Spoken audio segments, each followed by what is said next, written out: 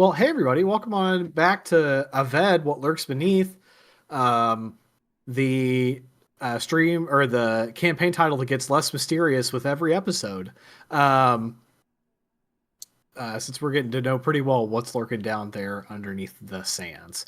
Last time, just as a recap, we emerged out of the High Mind weather station near Rise into the torrential downpour that Lorelia had set off before she departed the weather station after she got her butt kicked. Um, and the party made its way made their way back to Draketh using their anchor float, um, and some very dexterous rolls, let's say, to direct those sails to get them back over that huge river that now kind of dominates the space between Rise and Draketh. When they landed, a couple of them saw a huge purple worm burst out of the sand, like way, way, way far north of where they were. It disappeared shortly thereafter, but that's never a good sign.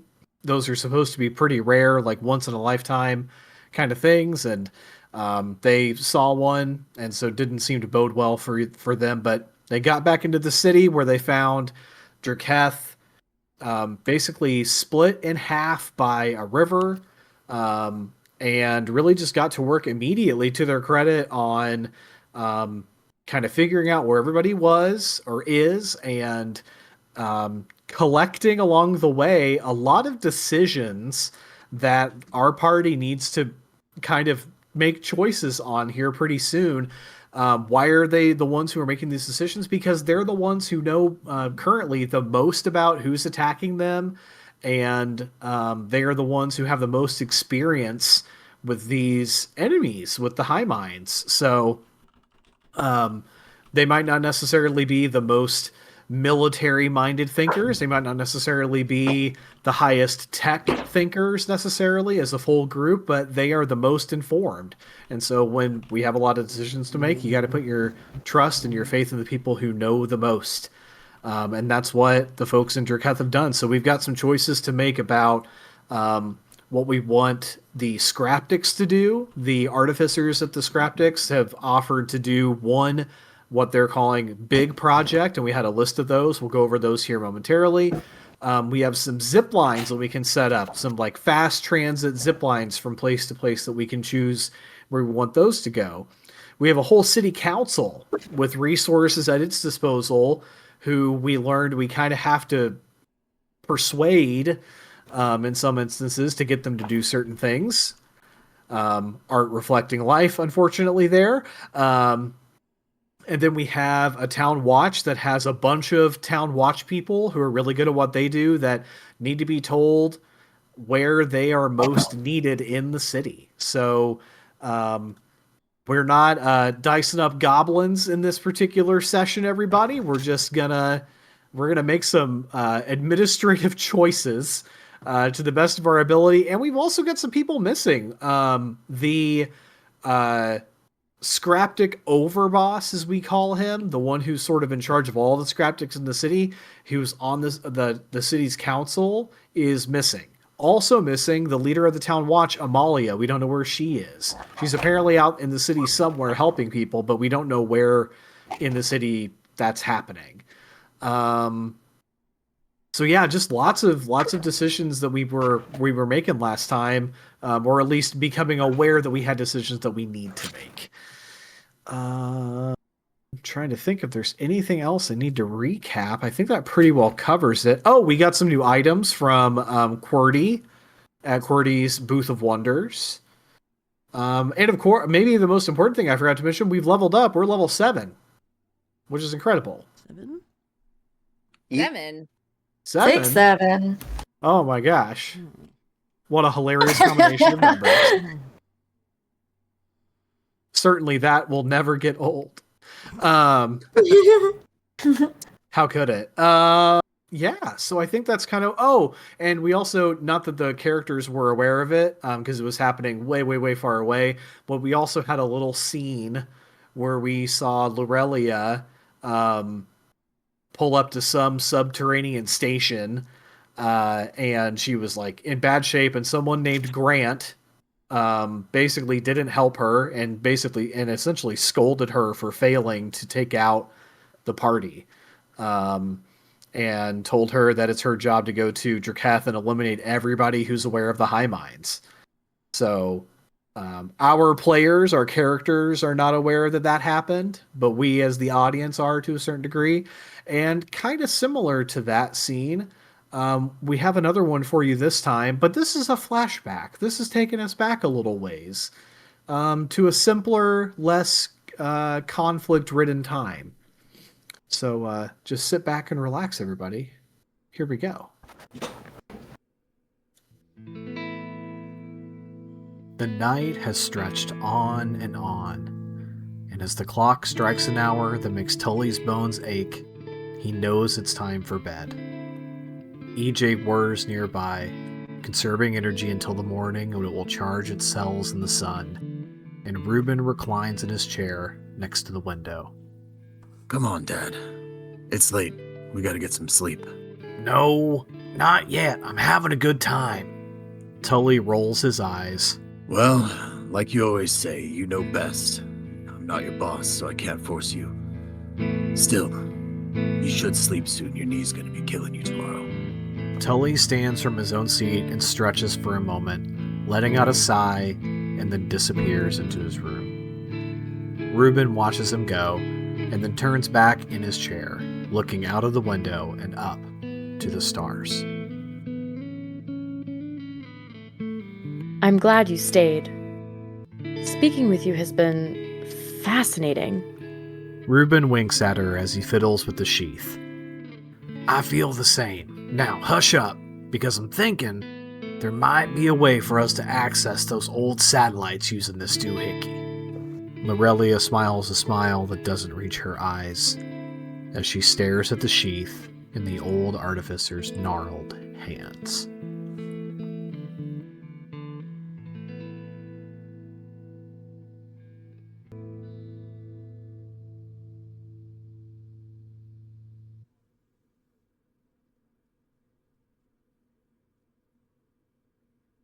And that's the end of our little flashback scene, everybody. Yay! Just a nice moment from back when Lorelia was visiting. At this point, you should just keep Erica in the Discord, since you're using her so often. It'll probably be less suspicious to us if than seeing her coming in and out. I don't want to let her see spoilers for other stuff. That's my thing. Like, I don't want to, I try to get her in and out of there as much as I can. But shout out to Erica once more for just a very quick one-liner voice acting gig earlier this week. Thanks to her again. And thanks for CaptainOden to make some time to do a little voice acting work as well. Hell yeah. Yeah.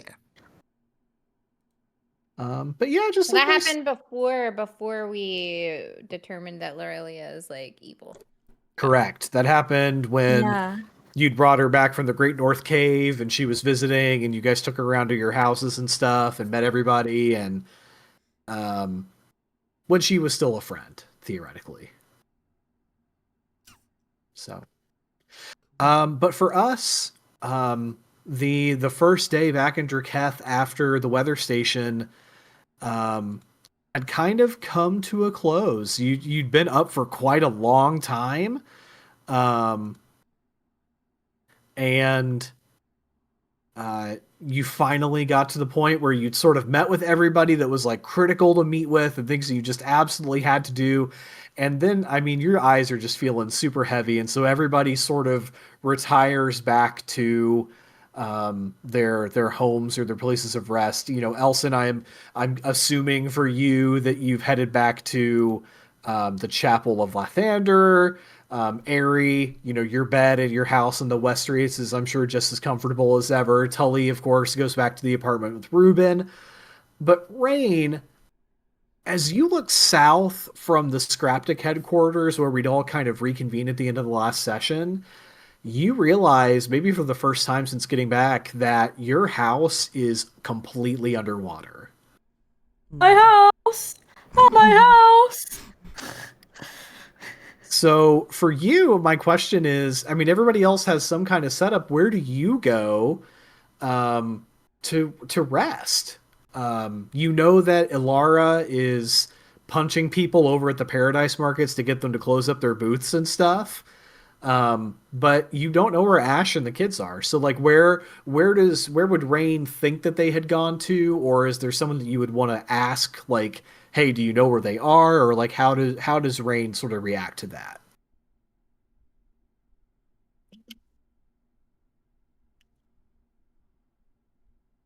I might ask around like the Skraptic headquarters Okay. just to see if they had heard anything. I feel like Alara is kind of well known around there, so maybe people would have talked to her recently. For sure. Yeah, I mean, Peggy hired her and Anthony Green to be guards at the Skraptic headquarters while you guys were out at the Great North Cave, when those rumors started to go around that you guys had something really valuable. And so, yeah, definitely. As I start some music up. Do you want to? Is there anybody in particular that you want to talk to at the Skraptic headquarters? Maybe if Anthony is there, since he was working with her. Okay, yeah. You kind of poke around again. Really, the headquarters at this point's just like that second floor where the Artificers are, because the river's like flowing freely through the first floor. And yeah, I think over near like maybe one of the back corners of the Artificers area, kind of away from where Ruben and Tully's apartment is, you see Anthony Green just like sitting on a stool at a workbench, kind of polishing his longsword. And as you come over, he sort of half turns toward you and gives you a warm smile and says, "Hello. You're one of Aries' adventuring group, aren't you?" Yep, that's me. I also happen to be Alara's younger sister. You know Alara, right? Oh, of course. I must tell you, I don't mean to cut you off, but she is one of the most formidable sparring partners I think I've ever had. That pike of hers is quite dangerous in her hands. Oh yeah, she's real tough and scary. But I know she's over at the Paradise Markets, but do you know where her family is? Did she ever talk to you about them? Oh, yes, her wife and their children. Yeah. They, I believe, have been staying over at the Low Houses, which are not in great shape right now, but enough of them are tall enough that kind of like this place where people are able to stay on like the second floor. I know that isn't where they normally live, but a lot of people have headed there for shelter since the rain started. Oh, okay. Well, thank you a lot. I really should check on them and make sure they're okay and know that I'm okay. I'm sure that they will be relieved to see you. Yes. All right. Well, thank you so much for your help. How are you doing? How are you managing with everything? Oh, I'm perfectly fine. The only thing that's getting to me is just it being so much cooler makes me realize how achy my bones are these days. Not getting any younger, you know. Yeah, I know. I hope you can find some relief somehow. I think I'll be okay. But you should head home. Make sure you check in with Ash and the kids, and I'm sure Alara will be done doing whatever it is she's doing soon. Yeah. Well, I'll see you around. All right. Okay. So the Low Houses, it's one of those named locations in the city here. It's kind of off to the side of where the big council chamber area is. And just like Anthony said, it's mostly just like the second floors of any of the elevated homes. The lower levels maybe not necessarily in great shape, and maybe those houses won't be standing, too much longer, maybe a few more days or something, you might guess, but for now they seem to be okay, and so that's where a lot of the displaced people in the city have headed in the meantime.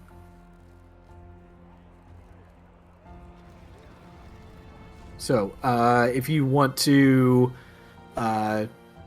say that you grab one of those water taxis that you guys have been using to kind of get around, and head over there and see if you can find Ash and the kids.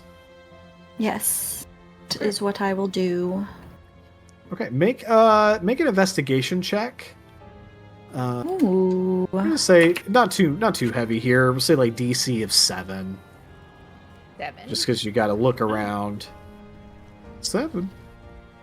6. Wait, where's... Okay, why am I can never find things on my sheet. You're fine.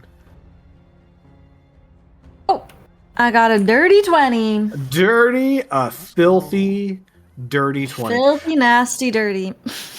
Yeah, after not too long, you take that water taxi over and start talking to people who are just hanging out on the rooftops, and there are quite a few people doing that.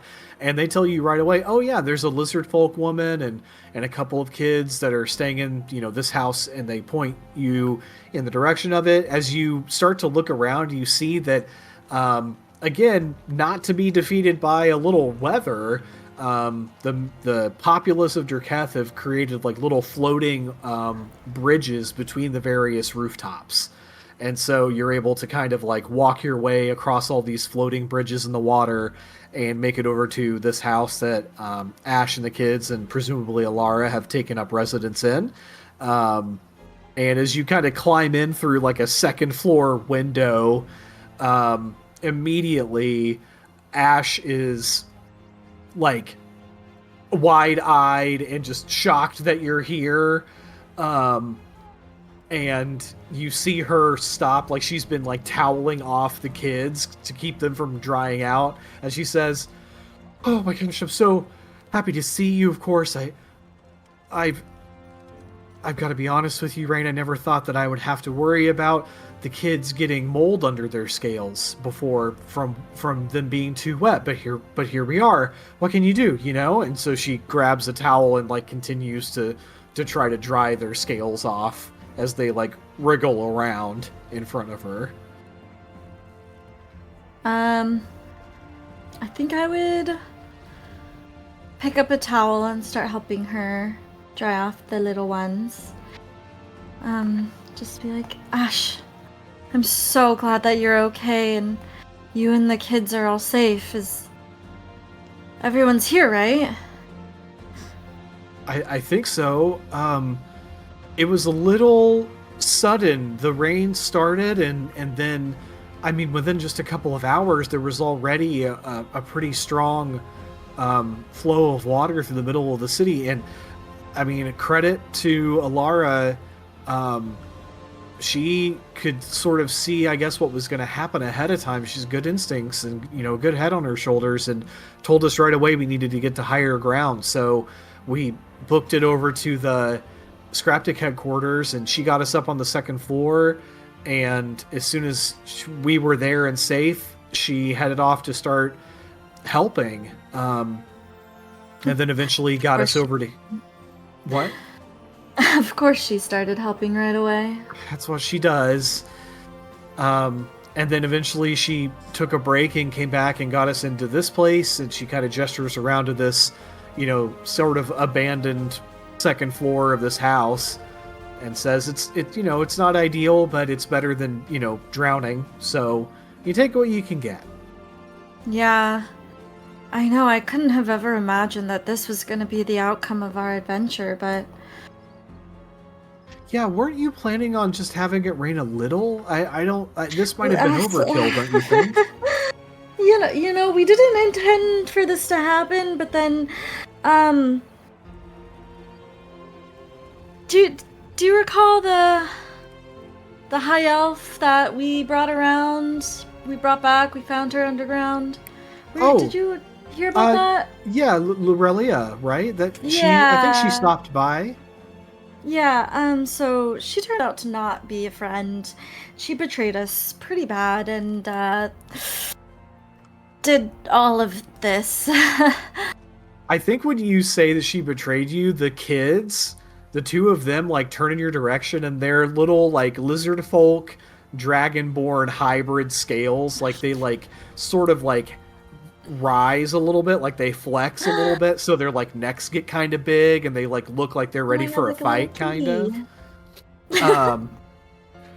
And they both just, like, shake their head, and, they like do a little breath outward, and it like there's a little like spark of electricity, because if I remember right, I think your sister is a blue scaled dragonborn, right?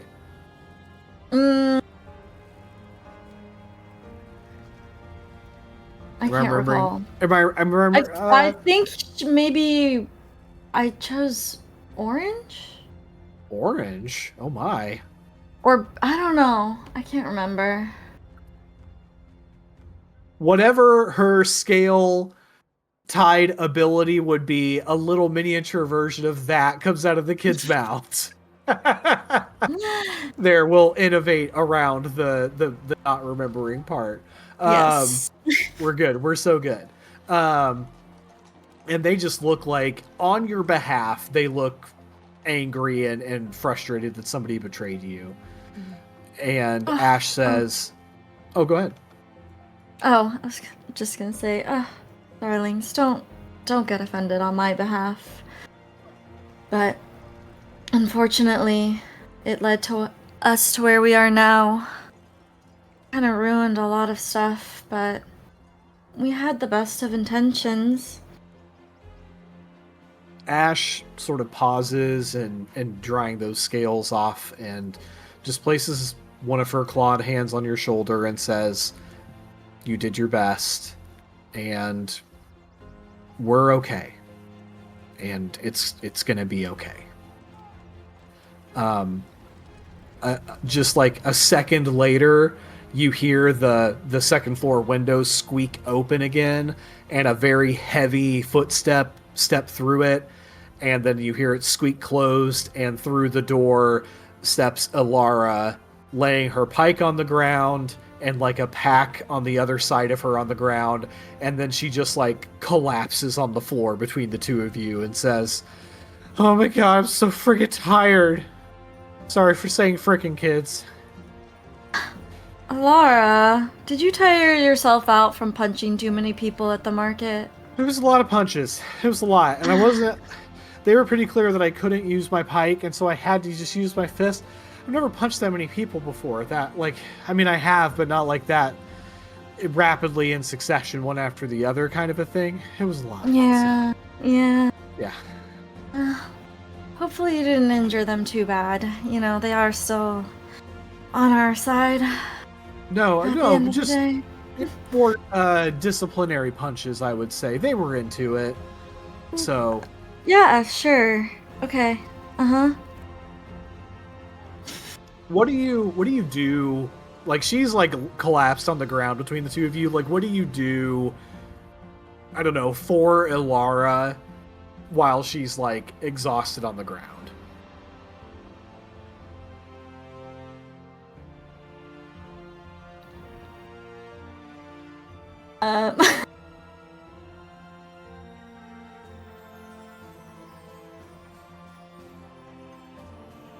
I guess maybe I would grab a towel and start to pat her dry, because she's also probably soaking wet from being outside. Absolutely. Yeah, and she's been swimming all over the city, not even taking the water taxis like you guys. Yeah. And she's immediately thankful. Like, as soon as you start doing that, she's like, oh my gosh, thank you so much. Everything is wet. I didn't know things could be this wet before. This is crazy. As you do that, and there's just this moment of, like, peace, right? You're back with your family. Everyone is safe. Maybe not permanently safe, but at least temporarily safe. And so you just have this moment, right? Where, like, you can just breathe out and, like, everybody's okay.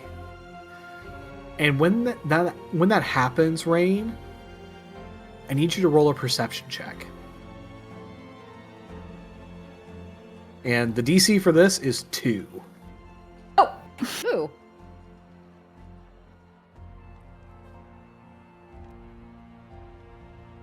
nine. Incredible. As you just like kind of breathe out and relax for a moment, you notice, and so do Alara and Ash, you notice that you have begun to glow with a blue light. Me? You are glowing Oh. just faintly blue.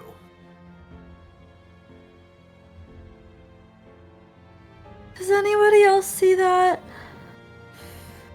Ash and Alara are both staring at you with like super wide eyes, and Alara says, "Is that freaking third eye gonna come back on your head again like last time? Is that what's about to happen? Because I can't handle that right now." Oh my god, I hope not. I Why- can't control it. Why are you glowing blue? Why are you glowing blue?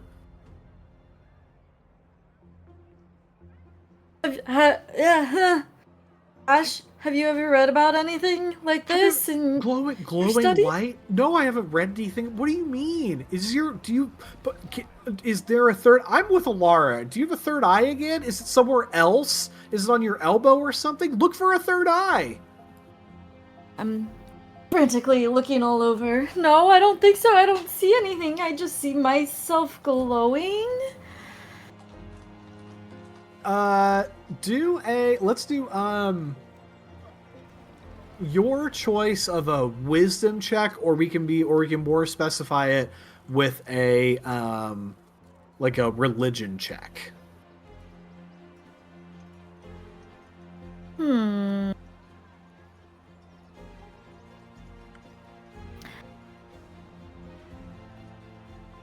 I think I'll do a religion check. Religion? Okay.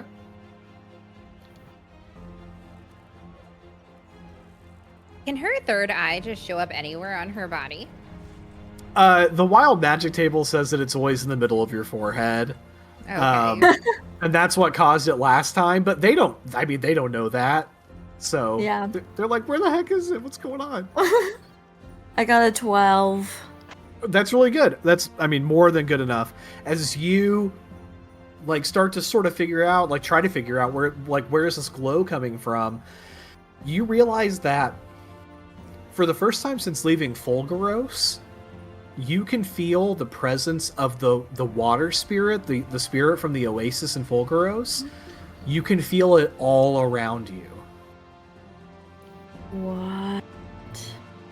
And Rain, as sort of the foil to Elson, who currently has a -1 for all things Lathander related, you have a +1 to all things relating to your source of magic, which is that oasis spirit. Hey, yo! Nice. Oasis spirit check. So your rolls to hit with magic, you'll get an extra +1. Your damage with any spells will be with an extra +1. Anything sort of magic related to that spirit or anything that spirit influences will also have a +1. So, whereas some of us are getting stronger, or some of us are getting perhaps a touch weaker because of all the weather effects, Rain, your power comes from that oasis spirit, and so the water, or the world, is full of water right now. So I think I have to honor that and give you an extra bonus. Ooh. Nice. I'm like a firebender during Sozin's Comet. Well, Facts. maybe not that. OP. So OP. I was just gonna go with it. No, you're like a waterbender with a full moon. Yeah. There it is. There it is. There it is. Exactly. So what do you say? Like, you sense that. What do you say to Alara and Ash? I mean, I would definitely be like, Ash, I sense her. I can feel her. She's so much stronger. Well, I think you're probably just sensing that Alara's been swimming a lot. I don't know if she's any stronger.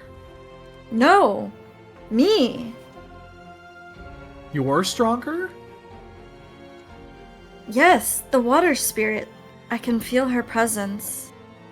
Oh, and she, like, Ash immediately, like bows her head and, like, puts her hands into this, like, kind of, like, reverent pose, and she starts, like, praying to the water spirit, like she did back in Fulguros, and how she taught you to do.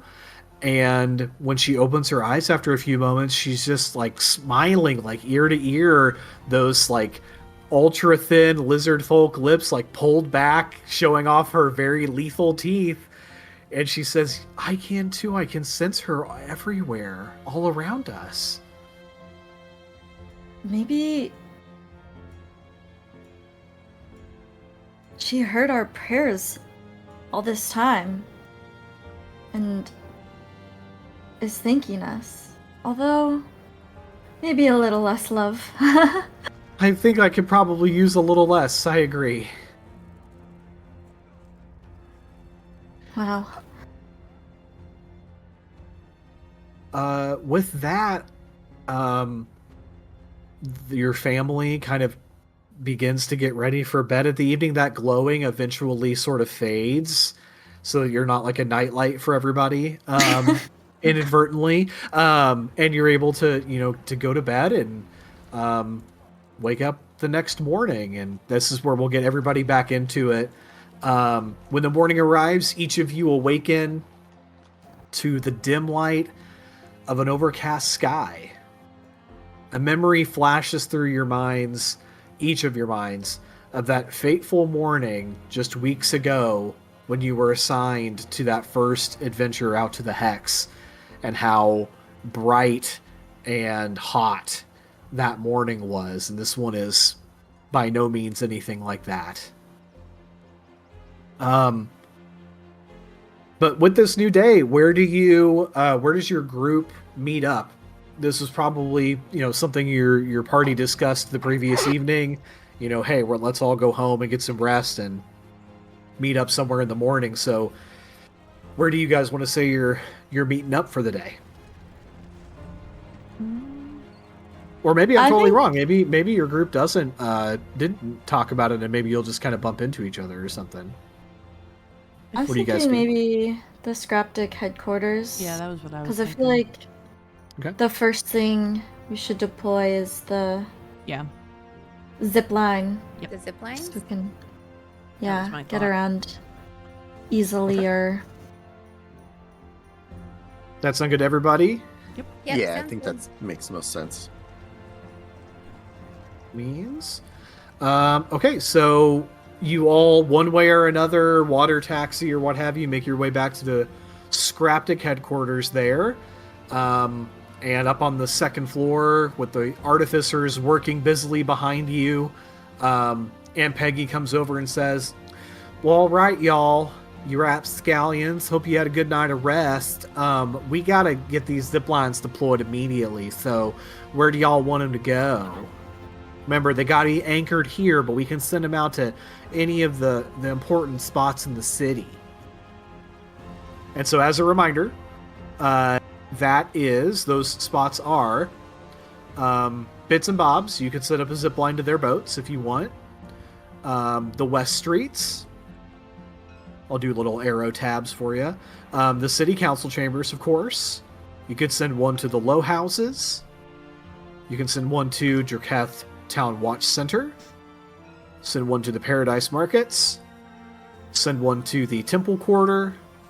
Or you can send one over to Mount Draketh. Now, as a reminder, last time you convinced the town council to basically tell the town watch to start evacuating some of the citizens to the under farms, which are farms that are underneath the ground, and also into some of the caves that are in Mount Draketh. Okay, the under farms don't have their own spot; they're just kind of underneath the city, but they are not a named location. So you got 3 zip lines. You got 3 spots that you can send them. Where are you guys thinking?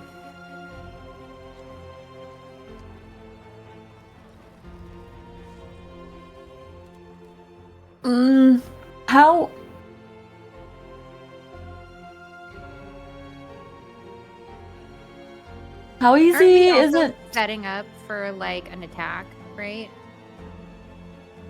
Yeah, I mean, Draketh is within some length of time that you're not entirely sure what it is. You don't know how quickly they're going to get here, but yeah, there are enemies on the way who have been told to wipe out everybody in the city. Do we know where they're going to be coming from? Your best guesses, as far as you know, are from the south and from the east. Mount Draketh kind of protects you from the north and from the west, so you just have the other two directions. The north is kind of... come on. North is up here. Up where? Oh, okay. Yeah. North is up at the top of the table, kind of toward my DM screen, for reference. I think maybe one over to like the watch the town watch center, maybe. Yeah, I was thinking the watch center. I also think it's prudent to keep in mind that they may be attacking us, but half the city is underwater, and it's not like the water taxis are going to be assisting them on their way in. So We don't know. If they pay. Yeah, if they pay, If they have maybe. money. Industrious. But they do have more of a water obstacle that I'm just realizing now. Yep. Something to consider. Yeah. It's not like they could just waltz on in. They could swim in theory, but they're probably not. It's probably safe to assume that they're also not very prepared for water. True. Okay, so one going to the watchtower. One watchtower. I was just thinking like places to where we would have to go to get to quickly in case an attack came from that direction. Correct. I had 3 spots picked when I was looking at it. So mine, I also had the watchtower. Perfect. I was thinking Paradise Markets because I feel like that's on the west side of the map. That's sort of the central location, right? We can get down to the houses below, and we can get up to the mountain above from that spot. Fair. Watchtower is sort of similar to that, where we can like move down into the. It will actually these houses that are like, I guess like the most southeast. That little spot is that it's not named. So is there stuff going on there? Or? The low houses. No. He's talking way over here in the corner. Oh, my bad. No, you're good. It's not a critical area. It's one of the areas that is definitely getting evacuated by the Town Watch because they are certainly at risk being over there. Yeah. So then I think like the watchtower puts us to a central location on the east side of the map. We have the markets to a central location to the west side, and then the temple would be my third one that I would pick. Because it's furthest away. It's furthest away, and then that way we're already at the south. Because then when we ride back, we're basically already at the south of the map. So we're kind of hitting the 4 cardinal spots on the map. Yeah. I'm definitely not like a hardcore set on those. That was my idea. I feel like if we do those, we can get anywhere else on the map relatively quickly. Yeah. Yeah, That's a I good agree. point. I agree. I was kind of thinking similar. And then I think the one that I would like, I didn't want to slight Elson, but like the one I would say maybe not as important would be the temple, just because it's I agree. I would agree. It's not. So I don't know how populated it is. So maybe we could flex that one to somewhere else. But even still, I don't know where else we would put it because I feel like with those spots, we'd be pretty central to everything. Yep. Yeah. Yeah, I am in agreement. Okay, we got two yays, so to speak. Mango and I Soup. agree. How are you? Oh, did you? Okay. Yeah, I agree. Yeah. Okay. I agree. Great. All right, so Let's we've do got our Town Watch Center, we've got our Temple Quarter, and we got our Paradise Markets. Yes. I am making notes of that in my notes so that I remember next time out. I will have little zip lines set up on our map here so you guys can see where you Yay. set up your work. But Aunt Peggy says, all right, so the Town Watch Center, the Paradise Markets, and Temple Court. This is great, y'all. I can go get some new shoes and take those to the temple and do some praying, and then come back and report somebody who felt me up to the Town Watch Center and get it all done pretty quick. This is great. Yes. This We is had you in excellent. mind, Aunt Peggy, the entire time. that we Thank were you sending so. this. That is so kind of you, Ari. I appreciate that so much. I apologize for stumbling over your name there. Y'all two look so much alike. You we look do. nothing alike. I'm like, I'm blue. 0% alike. Extremely rude. Extremely hurtful. We both have horns, and I think that's about it. Yeah, Wow. yeah. Okay. Well, this is great, y'all. Wonderful selections there. We'll get those set up lickety split probably within the next couple of hours. We're good at our jobs. Not to brag. I do love to brag though. So the other thing though is you got to tell them boys over in the Artificers workshop what y'all want them to do for their big project. Okay, because they're chomping at the bit. They got those lights finished up, so now all the houses have lights again, which is great. But now they want to know what y'all want them to do. So, no pressure, but there's an impending, significant, disastrous force on its way. So, okay, I'm gonna go get a gyro, whatever you want to call them, with some tzatziki sauce. So y'all have a good one. Okay, bye. Oh, okay. What did you want? I'm sorry, hun. Did you want something, Rain? Did you say something? Have a good day. Okay. All right, you too. Thanks. I might switch it up. Have some French toast. Don't ask what France is. All right, bye.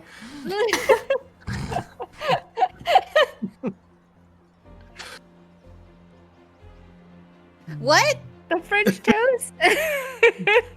There it See, is. Ari gets it. She gets it.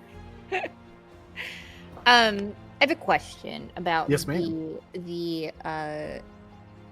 they're artificers. Is that who they are? That we're Yep. that we need to tell them project. What materials do we have to work with? Would we have materials to have them build some kind of I don't know, a wall or something for defense? Great question. Great question. So they have a list of projects that you can assign to them, and that list is build a bridge across the river to connect the two halves of the city. Right. That's one. 2, construct a wall on the east side or the south side of the city. Okay. 3, you can create hardened choke points at every named location in the city, which will make those locations a lot easier to defend, even with a small group of defenders. Kind of create a spot where everybody has to funnel through. Just makes it easier to defend. 4, deploy hidden traps all around the city. However, the locations of those traps will not be known to anyone. So if somebody gets captured, it can't get tortured out of them to tell them where the traps are, but at the same time, good guys might also trip some of those traps on occasion, and that could be bad. Pros and cons. Or fun. Or fun. Or number 5 is outfit the Town Watch with Skraptic technology. They're already pretty tech heavy in the Town Watch. They're like one of the most, one of the best groups of using tech and having tech to begin with. But Skraptic tech goes a little hard, and it goes hard in a little different of a direction than what the Town Watch usually uses. So you'd be upgrading the Town Watch by doing that. So you have those 5 projects to pick from. I'm happy to repeat any of those. Because it's kind of a lot to remember, but those are your 5 options. I am pro the choke points. Yeah. Me too.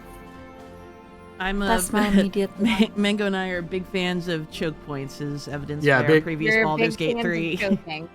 Yeah. Yeah. Love to get choked. Yeah. Yeah, we're just big fans of being choked. Loved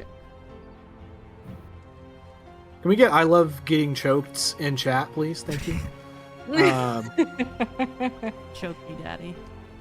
So I heard Claire and Mango both say hardened choke points. Soup and Odin, what are you guys feeling? I like getting choked. Okay. What about the game?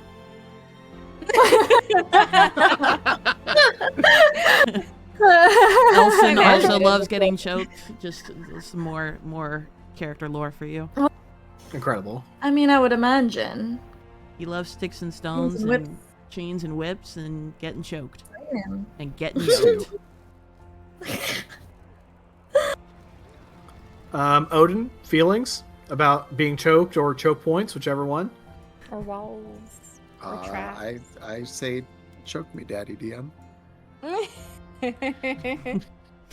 You know, to blame Okay, yourself. cool. Yeah, it's my. No, I did it. I brought us here. It was my minivan. So Your circus, your monkeys. great. Yeah. So Tyler, Peggy's son, walks over. What is his stupid ass last name? I always forget. Tyler Doldrum, right? Because he's a moron. Tyler, I hate this fucking guy. Just so you know, I made you made him. I made don't- him, but he's got like I hate him. Good, but I need a doofus. He's having a bad night when he created Tyler. Tyler walks over. Gosh, poor and Tyler just exists, and you're just Listen- like, I fucking hate you, Listen, and I'm if making This you. guy. If Tyler were braver and he went out and did Skraptic stuff like he's supposed to, then I would respect him. But he doesn't. He sits at home because he got injured and won't go out and do his stuff. And anyway, he walks over with a clipboard with no paper on it because, of course, there isn't. And he says, okay, as a representative of the Artificers here, man, I sure wish I could get back out there and do some scrapping, but this bum elbow knee that I got can't do it. Anyway, so we got these projects to choose. And it sounds like you want to, it says get choked. So I'm going to take that to mean create hardened choke points at all of our most important locations around the city.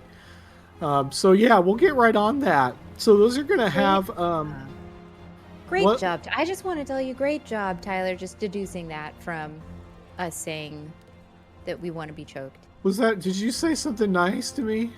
I really did. I do also have a question. What is an elbow knee or a knee elbow or whatever you called it? The doctors they said it's new, so I'm not 100% sure. They just said they had seen that before. And I have a note that I can show you, and I have to so just to kind of prove that it's real. That's very nice, Tyler. I'll pray for you. Can you just chop chop chop? Right. Chop, So chop, chop, choke. Chop, all chop, of choke. all of our to do it, choke it. So all of our hardened choke points are gonna have cemented positions with raised platforms, and then some like defensive technology put into them, like electrified razor wire and some pokey kind of spears. And that'll be what that's going to be what you're working with, and we'll have those set up at kind of the entrances to all the areas. That's no one's ever let me talk this long before. Does that Choking sound and good? penetration. My favorite. I've never heard the words in that combination before. I think it awakened something in me. Okay. Yeah. Just wait till you try it for the first time. You never I go mean, back. it's choking fun without penetration. I haven't. Not in my experience. I'll be honest. I haven't touched anyone in a long time. So Well, it's not going to start today, That is Tyler. not Anyway, surprising. right. So okay. Do you guys think deodorant? Yes or no? Just be honest. Yes. Yes. Yes. Yes. Go put it Yes. on now. Okay, putting a check mark on that. All right, boys. And he kind of turns around to the Artificer's Bay and says, choke me. And like, 60 plus Artificers all at their benches all stop and look up. And then they shake their heads and they go like thumbs up and they all start working. So those will get deployed at every one of the named locations. You'll have a nice defensible position. The trade-off to that is there isn't necessarily much to slow the enemies down getting into the city, but once they're there, they're going to have to funnel through those points to get into the temple or into the paradise markets or into all these places. So I will mark that down as the choice that you made. And again, I'll take that into consideration when we're doing, when I'm making the map for next time. I just have to add that, like, the chaotic person in me was like, traps would really be a lot of fun.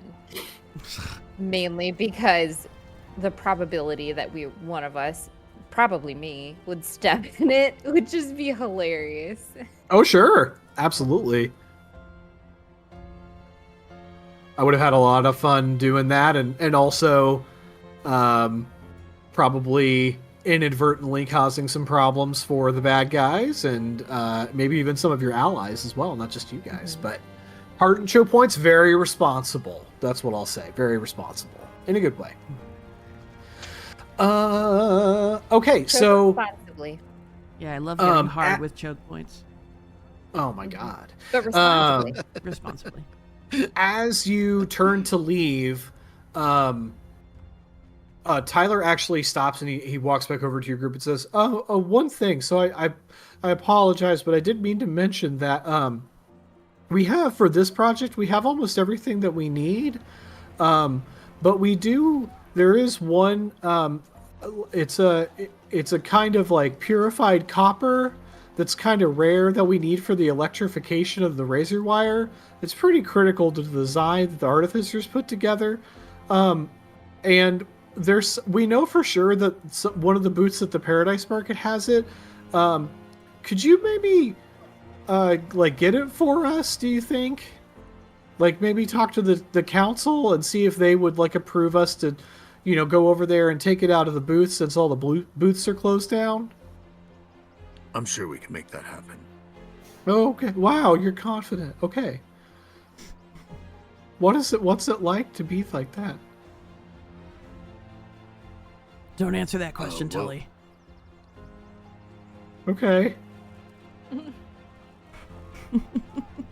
Bye, Tyler.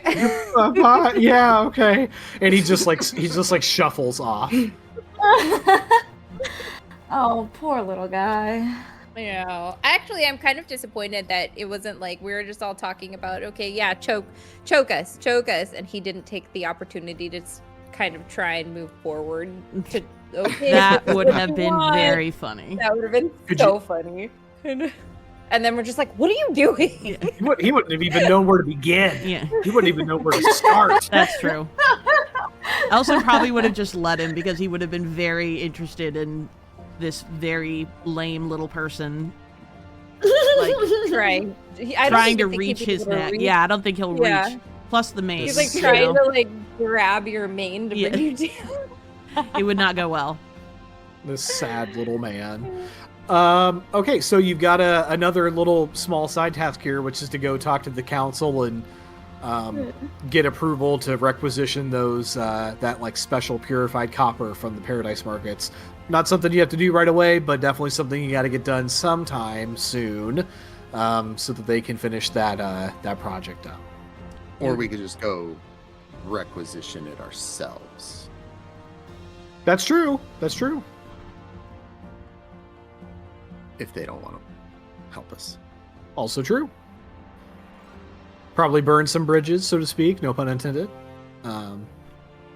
I guess that isn't technically a pun, but you get my drift. Well, we didn't have the bridge built, so technically. There you go. Submerge your bridges. Yeah. I'm looking back through. So yeah, we've got that. If you have any other Town Watch related things that you want the Town Watch to do, that's also always an option. You guys can head over there and talk to the Town Council. Sorry, I said Town Watch. I meant Town Council. If you have anything that you want them to vote on and action, so to speak, that is also available, whether it's the Artificer thing or not.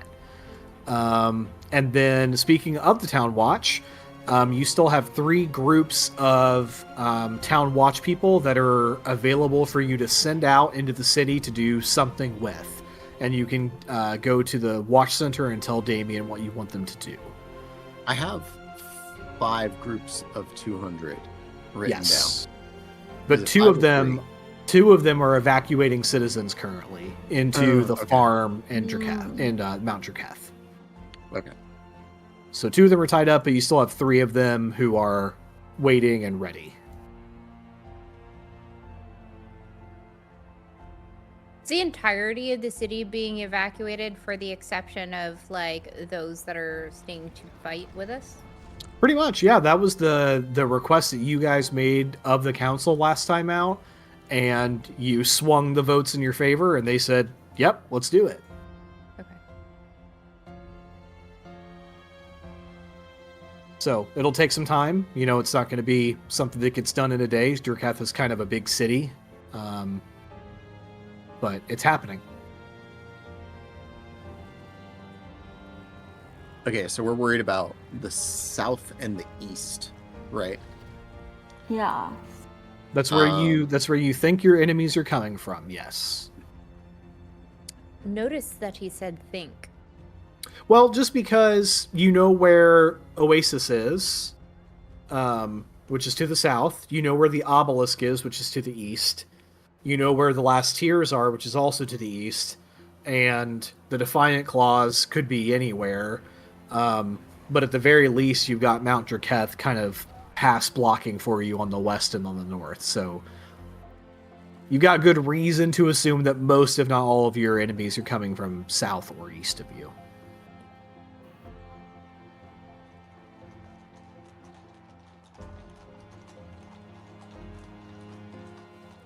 What were you thinking, Um, Odin? what's that? I said, what were you thinking? I'm thinking Paradise Markets, Town Watch, and at the Skraptic HQ, stationing each of them there. They all have access to the zip lines that way. Paradise Markets, they can flex up to Mount Draketh if they need to help guard civilians. Town Watch is one of our entry points, and then the Skraptic HQ to protect any of the artificers that are still working on stuff.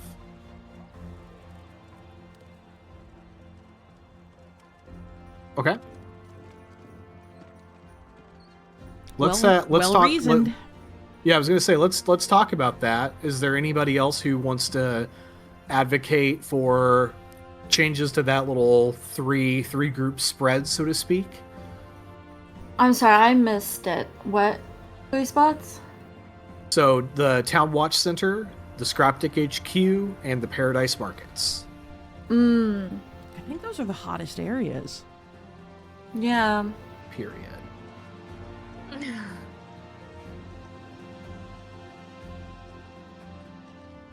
From what, like I'm we in have the agreement. most to lose if those areas were to go down. So to speak. I mean, Yeah, I figured that gave, like I said, that Maybe- gave them zipline access. Right. So they could always get to other spots if we need to like Right. move 50 from one area to go and like back up another or whatever. We can move them around and as we're fighting. I don't know about Paradise Markets because I feel like it's pretty protected from the north and the west. And they'd have to go through other parts of the city to get there.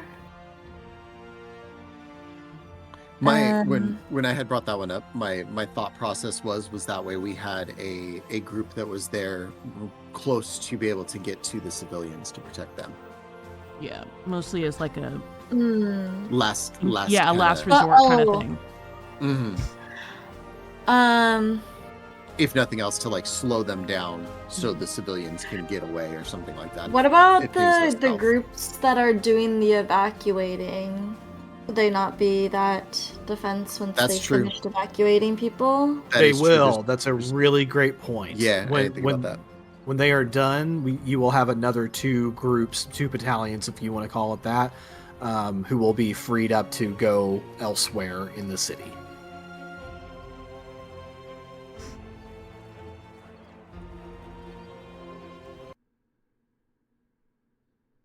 Just switch up our music here since we've been listening to the same track for a while. Um,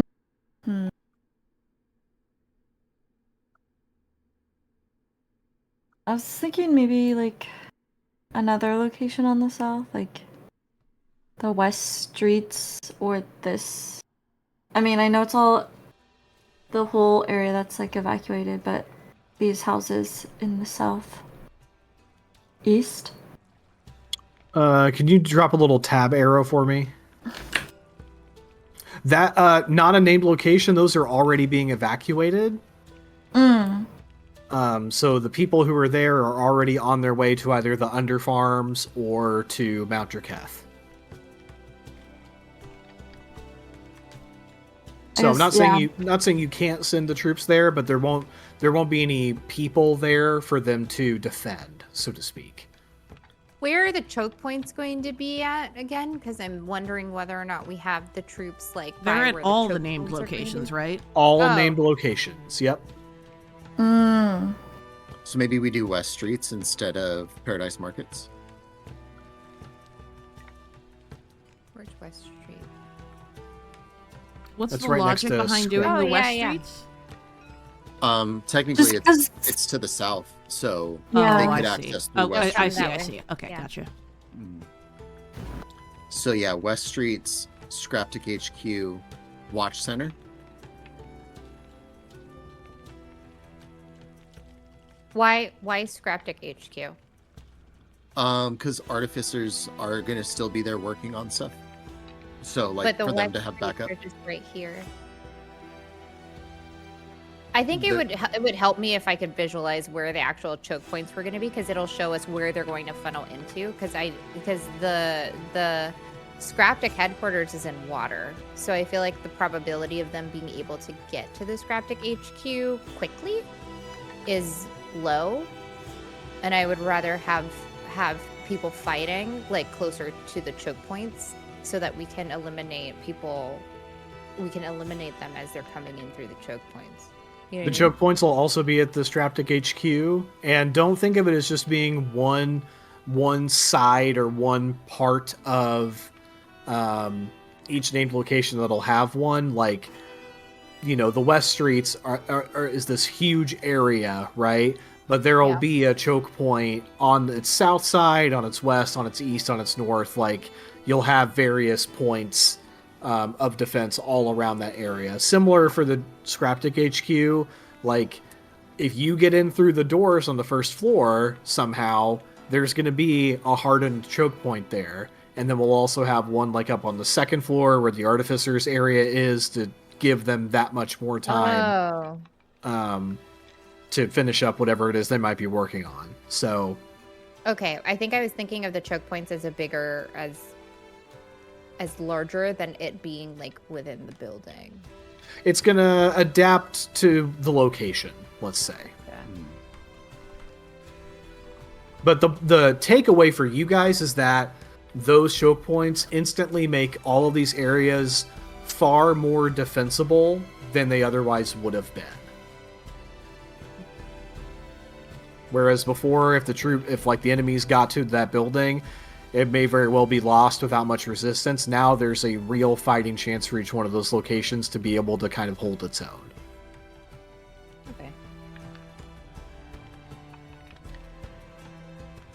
We're assuming that the teams evacuating are going to stay at the location that they've evacuated to. The people or the town watch groups? The town watch groups.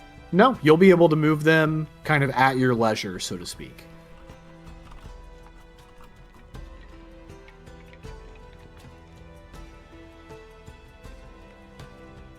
I guess Got some flexibility. my logic for going like down here is that because it's empty, like there's less chance, like if we fight them away from where all the people are, and Yeah. like so they can't like get further into the city.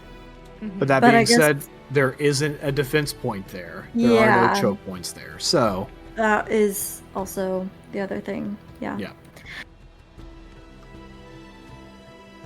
But I feel like West Streets, South Skraptic headquarters, and the Watch Center make some like sense As someone with copious amounts of anxiety, that plan leaves me with the least amount of anxiety.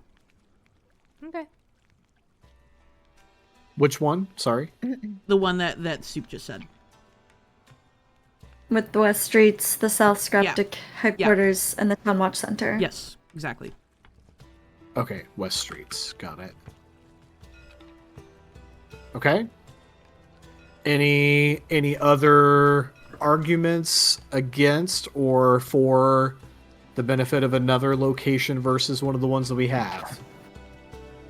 No, I think pointing out, like, because I totally forgot about the other two groups. So I think that, like, having the other 400 to protect Mount Draketh and Paradise Markets, like, I'd say we probably leave one of those groups, once the evacuations are done, we leave one of those groups with the residents and then have the other group flex to wherever, like, a hot zone is for fighting. But I still think that West Streets, Skraptic, and Watch Center are the most important things to protect.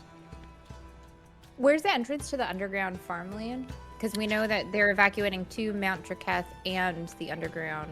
Like... Yeah, I don't have a location on the map that shows it. So that's a really great question. Okay. I'm going to say that it's on the east side of the city.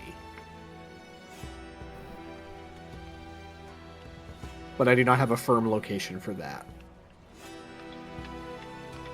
Okay. Because it's just that they can also come from this, like, is this north? North is Temple, right? Yep. Okay. And then we'll have I'm just gonna call them troops. We'll have troops at Mount Draketh watching the civilians there. Yep. And then but this area that I forget how to ping. Just a tab. So this area right here is just open until they get here. Right? Right. If they're coming from the north, yeah. Okay. But there will be a choke point somewhere in the temple also, because You each got it. named location gets choke points. That's correct. And we have a zip line going to the temple anyway. You sure do. Okay. All right. The pro. Okay. Oh, I was just saying I'm pro wherever you guys decided to, like, set them up. Okay, so what I have is Town Watch Center for one battalion, Skraptic HQ for another, and the West Streets for the last one. Sound good? Yeah. Okay. I agree. So I'm gonna sort of force teleport all of you to the Town Watch Center, and we've been having this discussion around that little holographic board that Damien was basically falling asleep on last time, and with a mug of coffee in his hands, he says, "I got 2 hours of sleep last night, and this is my 15th cup of coffee." And I'm just gonna say it, guys. Sounds like a great plan. Thank you. I don't know if it's a compliment given his state of mind. You guys haven't. Might want to drink some water, buddy. Oh yeah, so each time I finish a cup of coffee, I go outside and just hold the mug out until it's full, and then I drink that. Do you think that's good? Is that enough? It's raining pretty fresh. hard, so it doesn't take long to fill up, I think.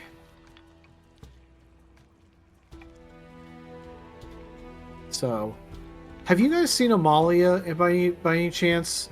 My boss, the leader, like, she's supposed to... You guys haven't seen her, have you? No. Yeah, I have. Did you? Wait, what?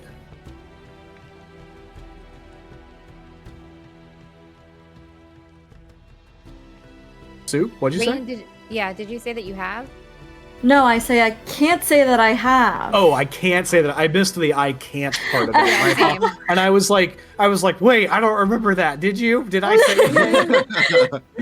No, can't say that I have. Damien just droops his head and goes, "Damn it. Okay. No, it's fine." Yeah, maybe drink a little bit more water. Yeah, It'll for help sure. you hear better. Cool. It's fine. If you happen to see her, she's just so gung-ho about everything all the time, and which is great. She's a great town watch leader, but we really do kind of need her here. Like, I'm holding it together with paper clips and shoestrings right now. So if you see her somewhere in the city and you can send her back here, just tell her I really need her help. That'd be great, okay? Will do, buddy. Okay. I'm gonna get the battalions out to those areas. Do you guys know how long it's gonna be until these crazies that are on their way are gonna get to the city?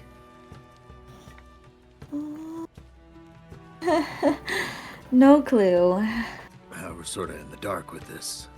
Okay. Well, I have scout runners out of the city right now, heading south and heading east, to try to get, some vision on, oh boy, all of them to try to figure out what direction or how long it's going to be until they get here. So hopefully we'll hear something. Well, actually, I hope that we never hear anything and they just come back and say, nope, seems like they're all staying home. But when we do hear something, I'll make sure to let you know as soon as I hear something. You guys are holding up for the most part at the Skraptic HQ, right? As best as we can. Okay. Yeah. I'll make sure to get message over there as soon as I hear something. So, ProfessorClare, same. I had to step away briefly to choke. Oh my gosh. Oh. Crazy. Oopsie. No, I had Reminds to go. me- I had to go put a patch on my ass. Oh. We've all been there. I was like, have I was not, sitting here and I but, was like starting to sweat. I was like, this really hurts. I need to go put something on right now. So, but I did it in record time. So There you go. She patched up her ass, guys. She I patched up my her ass. Patched her ass. Okay. So I've got those. I've got the notes on where the battalions are going, taken down. I've got our zipline destinations. I've got our big Skraptic project decided on. Still need to go talk to town council, or city council, I should say, about getting the copper for that. But otherwise, that is quite a few of our kind of big touch points. Yeah. I think, really the only thing we have hanging out right now are where is Lurk Tuscan, the council member who's the Skraptic overboss, where is Amalia, town watch leader, and then talk to town council about anything that you guys want to do, and then also the copper stuff. Those are kind of our 4 things right now. So what would you like to tackle? Sorry, what were our 4 things? I was too busy telling Claire that my mom actually makes really great beef stew. Oh, totally, I respect it.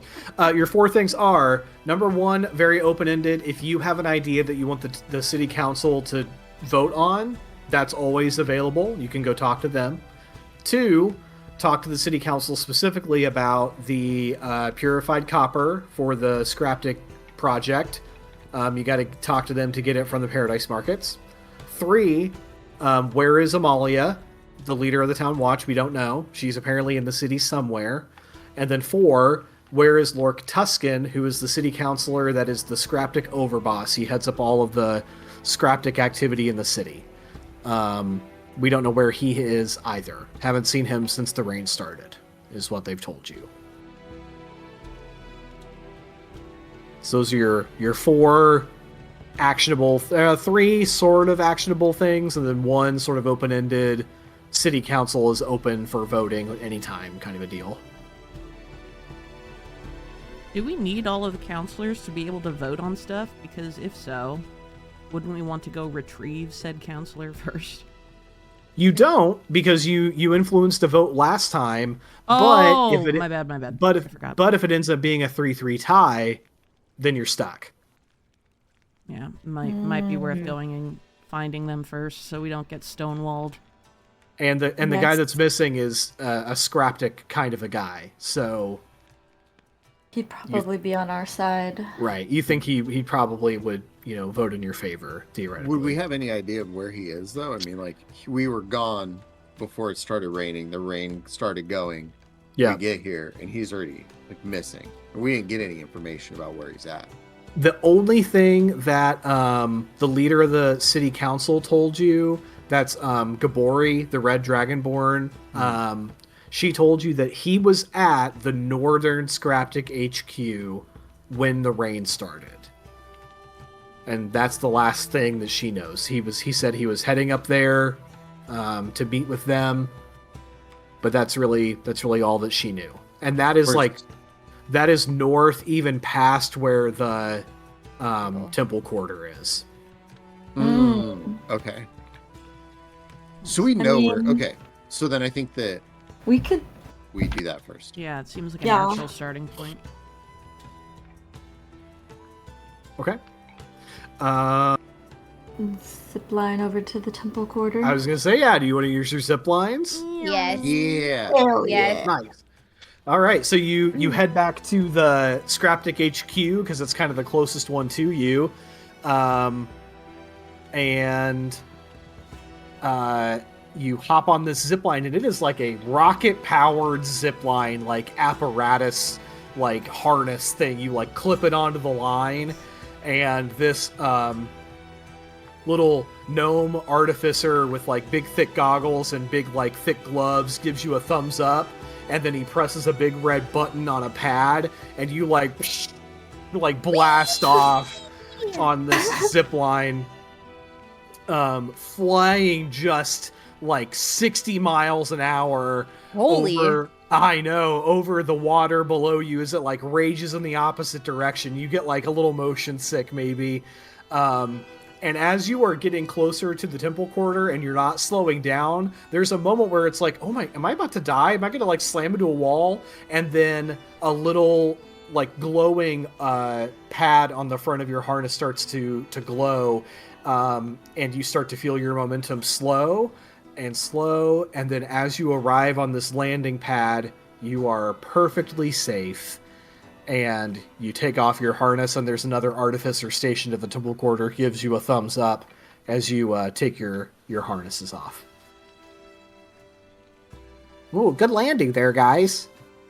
That was so fun. I know, it's a pretty good time. What the hell was that?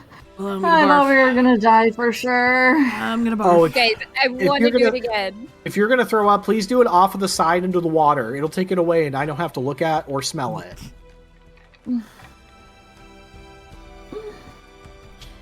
Unless you've been eating tapioca, then please do it in front of me, because that's going to be hilarious. Ew. That's just gross. No. So, How far Okay. up is the northern Skraptic? yeah, it's probably another, like, 10 or 20, like, blocks, so to speak. Like, a good, like, like a quarter of a mile or so away further north. Not a location that you head to all that often. Alara, Rain's older sister, works out of that Skraptic HQ, but it's just not a place that many of you have, or that you guys have like maybe gone to all that often. You work out of the south one, but there's a water taxi waiting for you at the temple quarter, and as you hail it, the water taxi driver says, "All right, where are you guys wanting to head to? That was pretty cool coming to the zip line and everything. You wanting to go back, or what's up?" North I know it was Skraptic. so fun. You've got to try it sometime. Looks incredible. Can you take us to the North Skraptic headquarters? That's no, you mean the south one, back to kind of the other way? Nope. No. What do you? But guys, the north one's like totally underwater. Why do you Is want to go it? there? Rescue mission. Rescue. Okay. If you die, I'm not giving you your money back. That's fair. If we live, you wouldn't give us our money back anyway. Here we go. And he turns the boat and starts to like power you up north of the river, really fighting against the current here. And as you arrive at the Northern Skraptic HQ, what he said is totally true. There's like a little shoots of building material that are sticking up out of the water, that the waters are like breaking off, breaking past, so to speak, creating some rapids. But like there is nothing left that a person could be standing on or sitting on or anything like that. It was just much less securely or permanently built than the south one. So, do any of you know how to swim? I am a cat. So yes, Yeah, you are, huh? I feel like we had this conversation. I think I've been trained to. I just haven't actually done it. Would this be Well, time to try what? the breathing underwater thing? Ooh, yes. That's what I was about to say. What if I gave you Sharing the some brain cell. magical breathing underwater? You think that would maybe make you a little bit more confident in your swimming abilities? Yeah, I can sure try. All right, gang, huddle up. Go team. So the goal is I'm gonna swim down and check for bodies. Yeah, I guess. Or any evidence I that he's mean- been there? Anyone have any other ideas? How long does a breathe underwater thing last? Is Like it how 24 long? hours. Yeah. Oh, okay. I've Pretty got- good. We okay. got some time. Yeah. I mean, I Yeah, can't. yeah. I don't know if I can swim for 24 hours, but that at least gives me a good amount of time to look around. Yeah. Not rushed.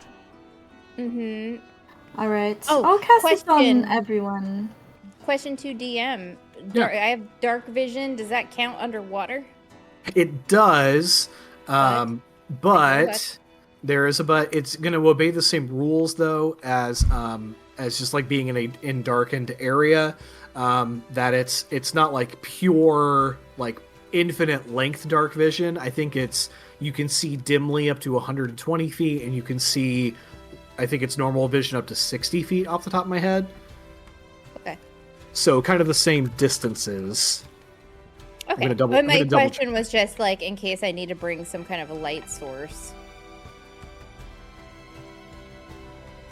Oh no, it's just 60 feet. Sorry.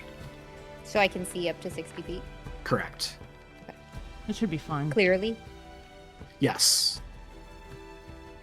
Says the cat that's not going underwater. Wait. I have dark um, vision fine. too, for what it's worth. Should be fine. Speaks the tooth. Do I have dark vision? I can't remember. I don't think Dragonborn do. No. I'm gonna flip your sheet here because I think it's.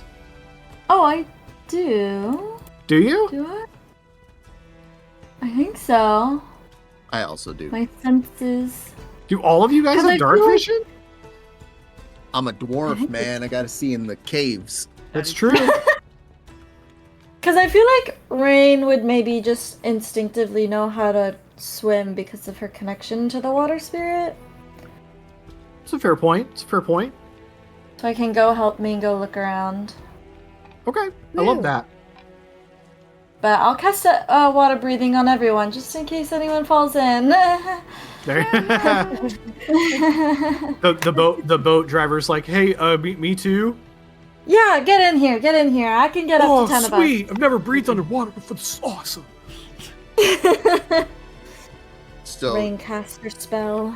Rain and Ari are going in the water, and Elson Tully and Pascal are staying out, And the boat driver. and the boat driver. By the way, sorry, we flash back momentarily to last night when Tully was about to fall gently asleep in his bed, and Timber, the squirrel of holding, shreds in half as Rest in as peace. Pascal crawls back out of him because that was an expedition item, and I can't let you keep it. That's right. I forgot they had expiration dates. Correct. So there's just a dead squirrel corpse on the floor in Tully's bedroom, and a very rusted Pascal gives him a sad thumbs up last night, and gives him an even sadder thumbs up right now. Do we need weird to like go back to a dialogue of like cleaning him up and getting him okay, or? I mean, for now, you got him back to fighting shape, but he is already beginning to rust currently. Okay. Yeah. We need to get him a poncho or something. Something. Get him some hydrophobic paint. Elson will remove his cowl that he uses around his head, and he's just going to wrap it around Pascal. Aww. How kind of you. Elson, your main's gonna get soaked. Yeah, I know, but it's already fucked, honestly. So Claire, I'm giving you a point of inspiration for that. Oh, You see my Tully main can look be at- fixed. You see Tully look at you, and like obviously there's like rain and like water on his face, but you see what you know is distinctly like a little tear kind of well up, and he Aww. kind of grabs you and gives you a little hug and is like, "Thank you." He's gonna pat your He shoulder. grab his like And leg. just make sure that this fits. And make sure the back gears are protected and perfect. And he's like set it up now, so it literally looks like Pascal's wearing a poncho. How you doing, buddy? That's awesome.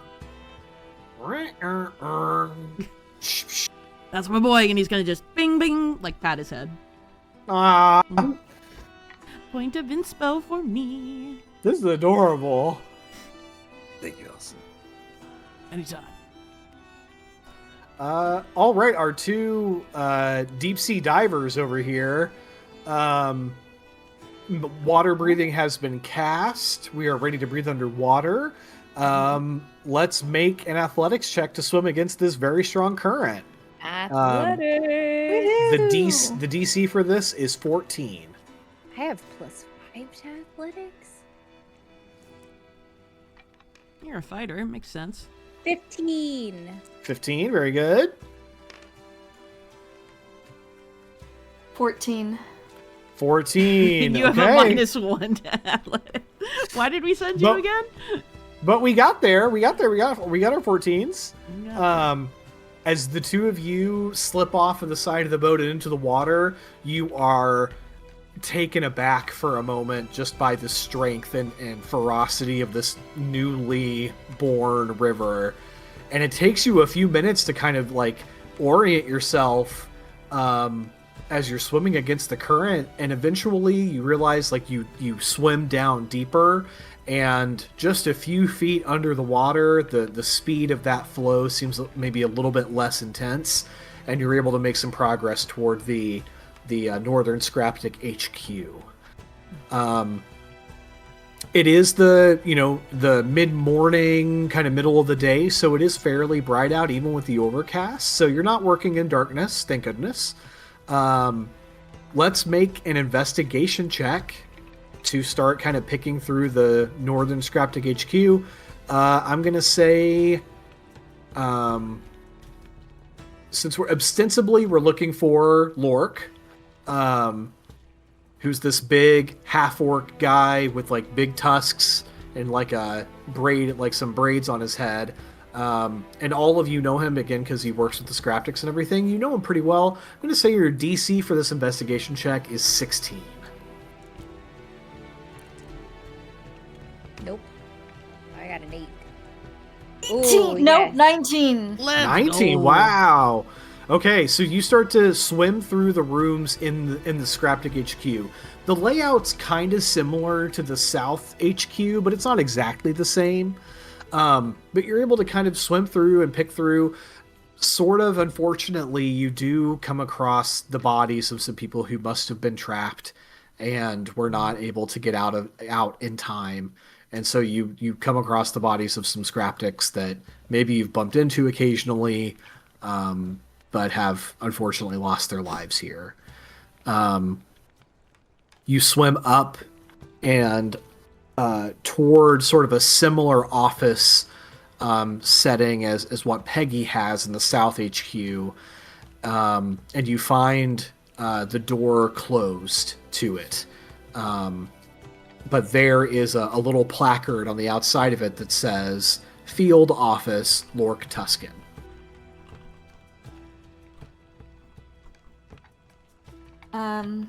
Is the door closed? The door is closed. Oh, okay.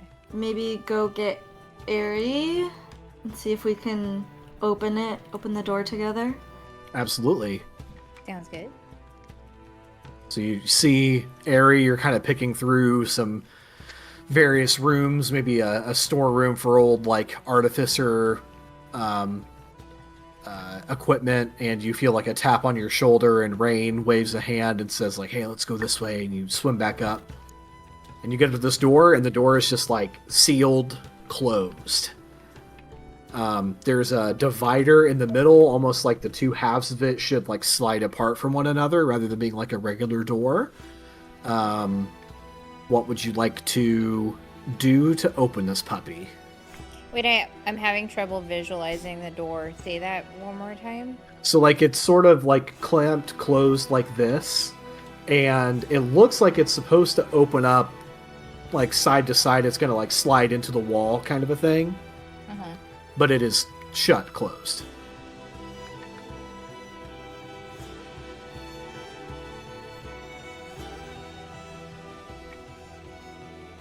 Is there a button anywhere to press to open it? Or is it not that kind of door? I don't think, I mean, it doesn't appear to be.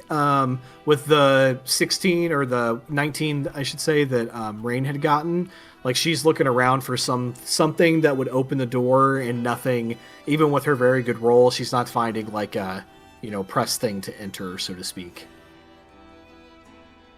I mean, I do have a dagger in my inventory. Yeah, true. I was thinking, I also have a long sword, which might be better to, like, wedge into there to try and pry it open, but I also don't want to break my longsword. Is there anything that we can see around that we might be able to use? Great question. Make a survival check, please. We're going to say DC 10. 17. 17. Oh, wow, very good. Good job, ladies. Yeah, if there was ever a place in the world that has a bunch of, like, broken pipes and bars and stuff laying all over the place, it's this building. You look down, and below you on the ground is just, like, a smorgasbord of potential wedges that you could use. Okay. Can we pick up any of these wedges? Oh, 100%. Yeah. Perfect. Yep, you And find, then- like, a long metal pipe that you think will work for that. Awesome. And then we're going to try and pry open this door. Okay. Make a strength check, please. DC on this is going to be 14. Fuck me. 11. Okay. Okay, where's my strength? Oh, God. Shut up. Nat 20? Hell yeah. The dice tell the story. I swear to God. I'm Ari- just helping at this point now. Ari shoves the pipe into the door and starts to, like, wedge it, and just isn't making any progress.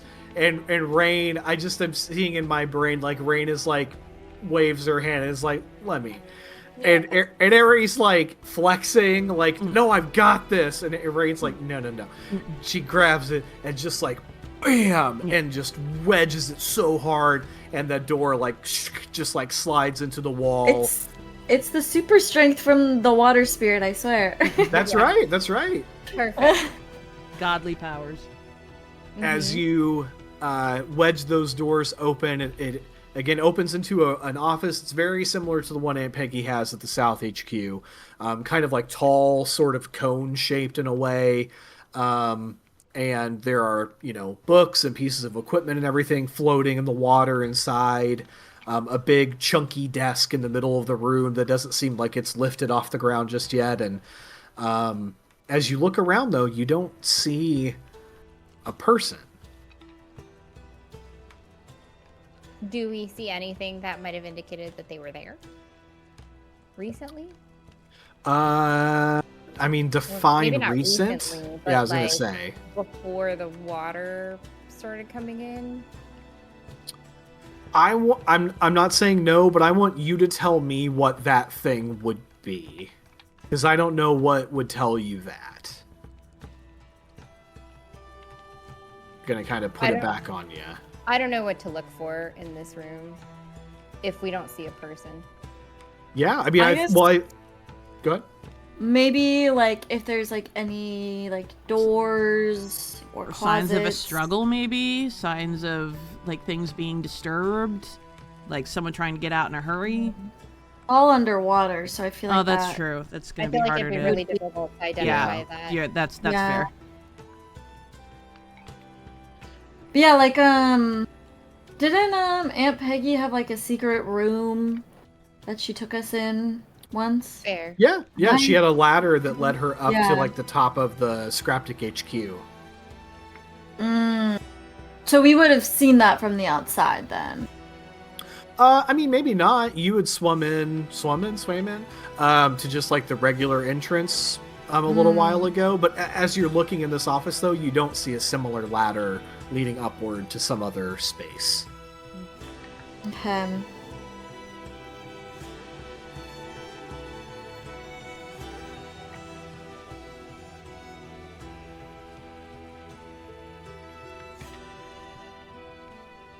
I guess maybe, like... maybe look for a journal, or... Yeah, I was, like, thinking maybe, like, a note or something that they might have left, but then it's also, like, everything is just underwater, so I don't know how well it'll hold up.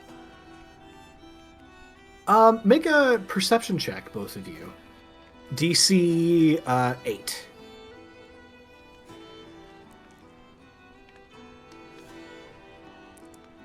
Oh, wow. Oh, 17. Wow. Oh my god. Oh my gosh, these rolls, ladies. My goodness. Save them for the fight. No kidding. As you are just, like, doing your best to sort of suss out, like, where Lork went or what happened or anything like that, now that the door is open, you notice that, of course, some of the objects in the room that have been floating around are starting to get pulled out of the room by the flow of the water. And you see, like, a little, like, glass bauble that contains just, like, some, like, trinket. Doesn't look like it's particularly important. Maybe just, like, a keepsake or something. That's particularly light. It gets pulled out kind of quickly. And it is flowing out of the door and into the main, like, area of the Skraptic HQ.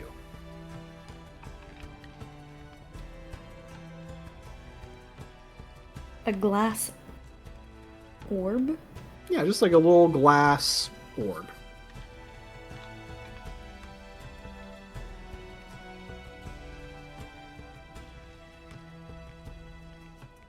You said that it's just a trinket and it doesn't seem particularly important.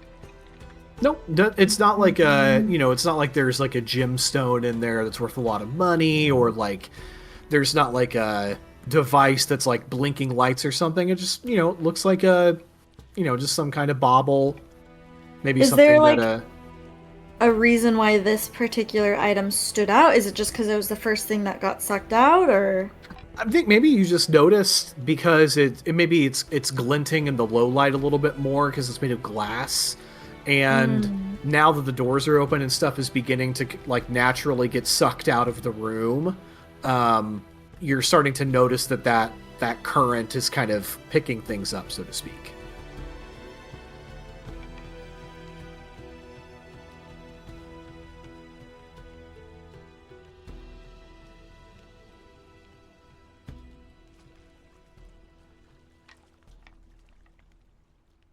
do we see like when it like flows into the main room? Do we kind of lose track of the exact direction of where it's going, or can we see where it's going out? You Like tell- it's just flowing out. You tell me, does it pique your interest enough that you're kind of following after it and seeing where it goes?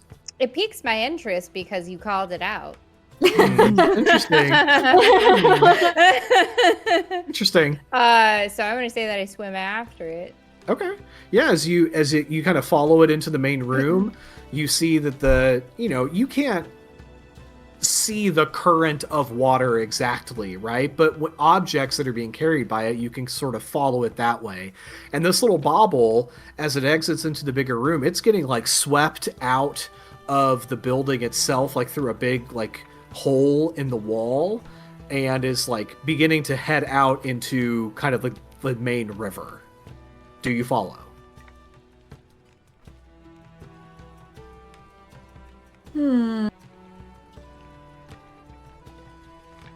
I'll follow. Where Okay. you lead, I will As that follow. little bauble flows out into the main river, that hole that it's flowing through, you feel like a momentary rise in pressure. There's like some pressure that really like pulls you out of the building as it flows through. There's so much water trying to force its way through that little opening, and it really kind of shoots you off toward the south a little bit faster than you expect. And that little bauble kind of gets ahead of you, but it is flowing very clearly southward back toward like the temple quarter. And I'm just going along with the current, basically. Rain, are you tagging along, or are you hanging out at the North HQ? I think I probably would resurface just to update. Tully and Elson and the cab driver are just Okay. up there. I think I'd come up and be like, Harry, she's chasing something. They're headed south towards the temple. Tully and Elson, what do you guys say? Do you want to chase after? What are we doing? We don't have breathing apparatus, so we can't really follow, can we? You can't in the You cab. do. We got cast. Oh. We got the Yeah, breathing I mean, you guys Yeah. just can't swim, but Yeah. Hop The in, let's water go. ta- Oh, it would be really funny to see Elson try and like as a cat. I just feel like, You just jump right out of the water. and then you just like splash around. Oh yeah, Panicking. flailing. Well, you tell me. Are you guys swimming, or are you telling the water taxi guy to like follow her? Tell him the How water are you taxi. gonna follow me if I'm under the water? They can see through the water. It's Yeah. not Oh, okay. opaque. It's Yeah. not that deep. I mean, I like told them that that's the general direction that you were Yeah, going. yeah. Okay. I'm already wet you enough. tell me. I don't need to I'm get thinking wetter. that if it's deep enough for an entire building to be under, I don't. Oh yeah, think it's that, you know what I mean. for sure pretty deep. Absolutely. And on top of that, the sand has like collapsed downward, and that's sort of like pulled even more into it. But you're not so far down that they can't like make out, kind of where you are. Is Okay. there a rock or something on the ground I can pick up? Something in the you're boat? you're in the water taxi, so I'm gonna say no. Okay, any piece of anything, just like a piece of wood, piece of something. I think I have to say no, because like if there's like a random piece of wood laying in here, that's probably not great service by this water taxi driver. Okay. I will take a coin out of my pocket Okay. and cast. Gun. I cast gun on the coin. I'm gonna cast magical tinkering on it and Okay. give it a 5-foot radius light and hand it to Rain and just say, "Here, so we can track you in the water a little bit easier." Okay. Thanks. Could have done that myself. So that way, Elson and Tully don't have to get wet. We can stay in the boat and we can see both of them under the water very easily. Oh, for sure. Yeah. Well, I guess that that question for me for Rain is: are you getting back in and swimming, or are you going to stay in the taxi and just Yeah, have the taxi just- follow. Just so I don't lose Airy. That way we don't split the party too badly. Yeah, as in Yeah. you're getting back in the water to swim? Yes. Okay, gotcha. So yeah, you dive back down, and the current of the water is strong enough that Aerie is already a fair distance away from you, so you're having to kind of swim fast to kind of catch up to her. But you got the current at your back, and so you're able to sort of catch back up. The water taxi driver like pulls a water U-turn and swings it around and starts following that brilliant light from the coin. Aerie, for you, that glass bauble is just getting like pushed and pulled and sucked further south. And I need you to make an athletics check to keep up with it, please. DC 10. Come on, I believe. Athletics. What is my athletics? Mama. I just killed a man. Put a gun against it. 18. Let's Incredible. go. You just take a bigger lung full of water through that water breathing spell and power forward, and you're able to keep up. That bauble floats and floats and floats, and then almost like suddenly, like almost out of the gloom of the water, you see it smash against the back of a stone building. Like it's broken? It's broken. Son of a biscuit eating bulldog. Oh. As you look at this building, you realize that you were looking at the back side of one of the temples in the temple quarter.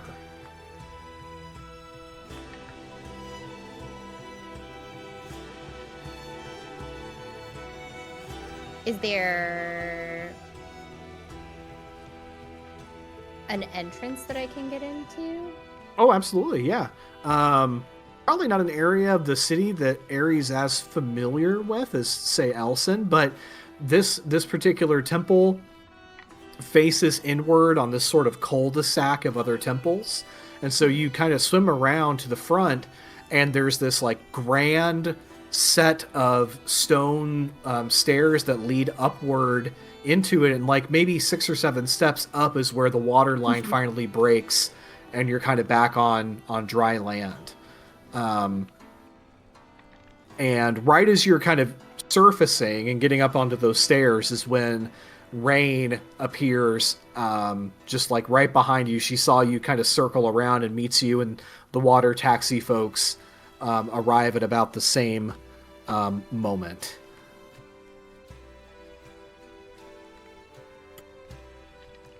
What's at the top of those stairs? There's just like a grand sort of entrance into this temple. And you see that on the temple, like, what's the thing at the top? I can't think of what it's called. When it's fabric, it's a banner, but I can't think of what the stone version of it's called. Anyway, it's of this big wave pattern. It's like think like a Greek wave.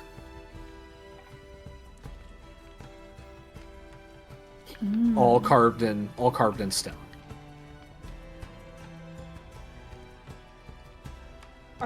Is the entrance like just open, or are there doors that Yep. we have to open? Nope, fully open. It's a little, again, because it's such a dominating building, and with it being overcast, it's actually kind of dark inside, so you can't see too far into it, even with dark vision. Rude. Sorry. What about my magic glowing Extremely. coin?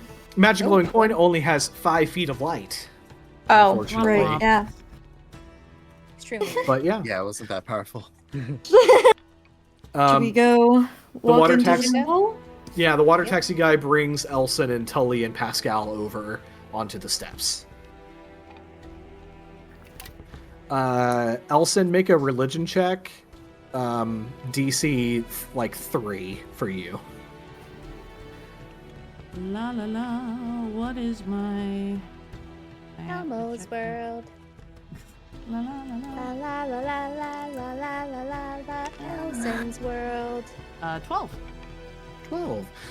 You recognize the symbol above the temple's entrance as the symbol for the god of water, Istitia. Ooh. This is Astitia's temple. Goddess of water. God. God. Sorry. Excuse me. I Also really known only as care the about water Lathander. lord. I'm sketchy on the others. What god kind of guy? Yeah. Very monotheistic in a polytheistic world. As you make that realization, you're starting to walk up the steps. All of you know and have heard of Astitia just because he has long been the most popular god in like all of Avved, because he's the god of water, the god of rain, and it's the thing that people have needed in Avved more than anything. Lathander's been kind of sort of railed against as providing too much sunlight for Avved. But people beg Astitia for water all the time, and of course now things have kind of flipped. And as Elson heard from Sister Queena last time, the Temple of Astitia has come under, again, no pun intended here, but under fire recently, because now everything is flooding. And so people who had been going to the temple to try to get Astitia's blessing are now like cursing the temple instead. As you are making your way up the steps, you hear the zip line above you, somebody arriving, and as soon as they touch, like step foot onto that platform above your heads, you hear them yell down to you, "Hey, we need help, like immediately, please. You guys gotta come with us." Do we recognize them? Brother. Yeah, it is one of the Artificers from the South HQ. Okay. What's going on?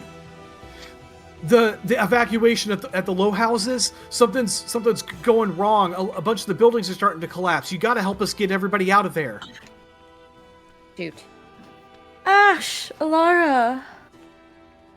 Elson will We gotta go. abandon this mission and go. Yeah. Do we want to split up? I have to go.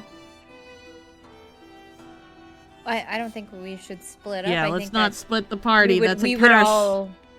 Yeah, I think we would all just kind of like agree that we would need to prioritize what's going on and save the civilians first, and abandon Civilians our like first. searching thing.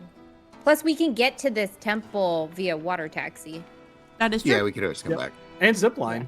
And And zipline. zipline. Yeah, now that we know where it Okay. leads. Okay. All heading over there? So, Yeah. All in yeah. over there. Okay. We're going to go ahead and take our bio break, and when we come back, we will get to the low houses and help out with that evacuation effort, everybody. Well, back to things that are... God, I can't. Not I don't even know how to conspiracy theories? segue. Yeah, no, they're not conspiracy theories. Goodness. I mean, listen, there is a secret society that is controlling our planet. Oh my yeah, that's true. God. Sorry. You know, that- a lot of real world stuff that has been coming out is kind of proving some conspiracy theorists right. Yeah. So- Yeah, that also that's true. It's none of the fun ones, though. Ever notice that? It's never the fun conspiracy It's never the theories that fun end up- conspiracy. Never the Yeah. fun ones. All right. Well, as I tee up our next music selection here, you dash up onto that zipline platform and zipline your way back to the Skraptic HQ and then over to the town watch center, and right on the beach, like right on that newly formed beach, you look out and you see the low houses. All of these buildings, like I said earlier, that are like kind of mostly submerged but are still somewhat standing. They look like, I mean, from a distance from here on the beach, it looks like they're still standing fairly stably. But as you look, you see one of them just like collapse into the water, seemingly just like apropos of nothing. Like, it doesn't seem like there was an explosion or like some magical effect or something. It's just like it couldn't hold it anymore, and it just like and falls apart. You see members of the town watch streaming out of the town watch center behind you and running toward the beach, trying to shepherd people away from the buildings, those floating platforms between them. helping people to kind of get to the shore, at least close to the shore, and then making like kind of a desperate short swim over to the beach.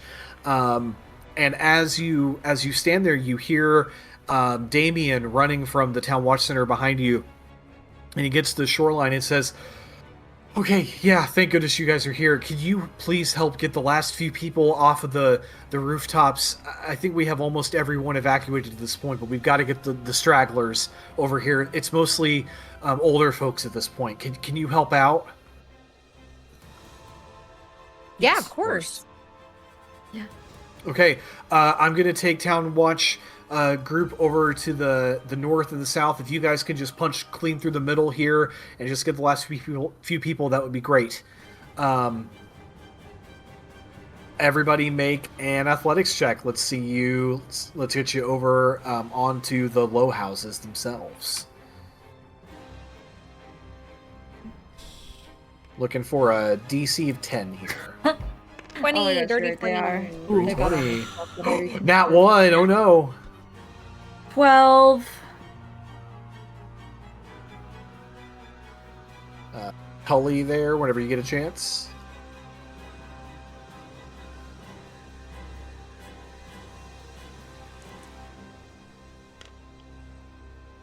$12. 12 as well. Okay, so 3 of you get into the water and start to make good progress. Elson, despite the fact that you're able to breathe the water itself, you're just not making good efforts to get over to the houses themselves, and you are like losing ground, so to speak, as you try to swim over. Can somebody make another athletics check and help Elson out here? We're looking for a DC of 12 on the help out here. Oh boy. Not me. 7. That's okay. It's okay. 5. Oh boy. 5. Tully. Come on, dice.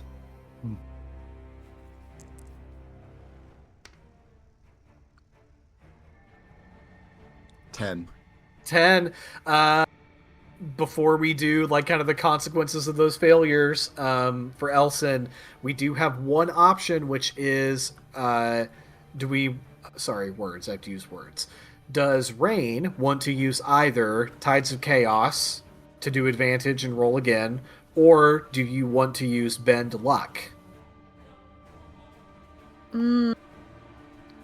What if I have that inspiration point? I can try to use inspiration and just re-roll my nat 1. That's true. That's true. You are welcome to burn. I totally forgot about that. There we go. 19. There you go. Excellent. Okay. Nice. So the failure never happened. It never happened. We never saw it. Elson swims super strong over to the rooftops, and you kind of pull yourself up onto the shingles of this roof. And just like several houses away, you see there's a group of about 5 elderly people who are just having, they look terrified. They're soaking wet. They are having a hard time, just having trouble kind of walking along the rooftop that they're on, even toward the beach at all. Fortunately, now that you're kind of up on the rooftops, you guys are able to make pretty easy progress. You run along the floating platforms, you run along the rooftops over to where they are, and get to them pretty quickly.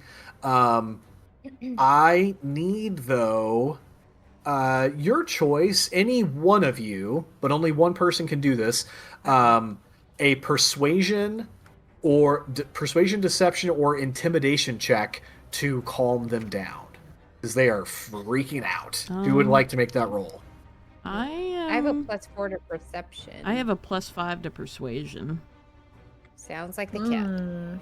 Yes. I have a 3 to persuasion and 0 to intimidation. Yeah, persuasion, intimidation, or deception. Those are your 3 possibles. Yeah, nope. I have +3, so +5 would be the best. Yep. Okay. All right. And what is that roll for you, Elson? Did you say persuasion? Persuasion, yeah. Okay. That is a 17. Oh, very good. Okay.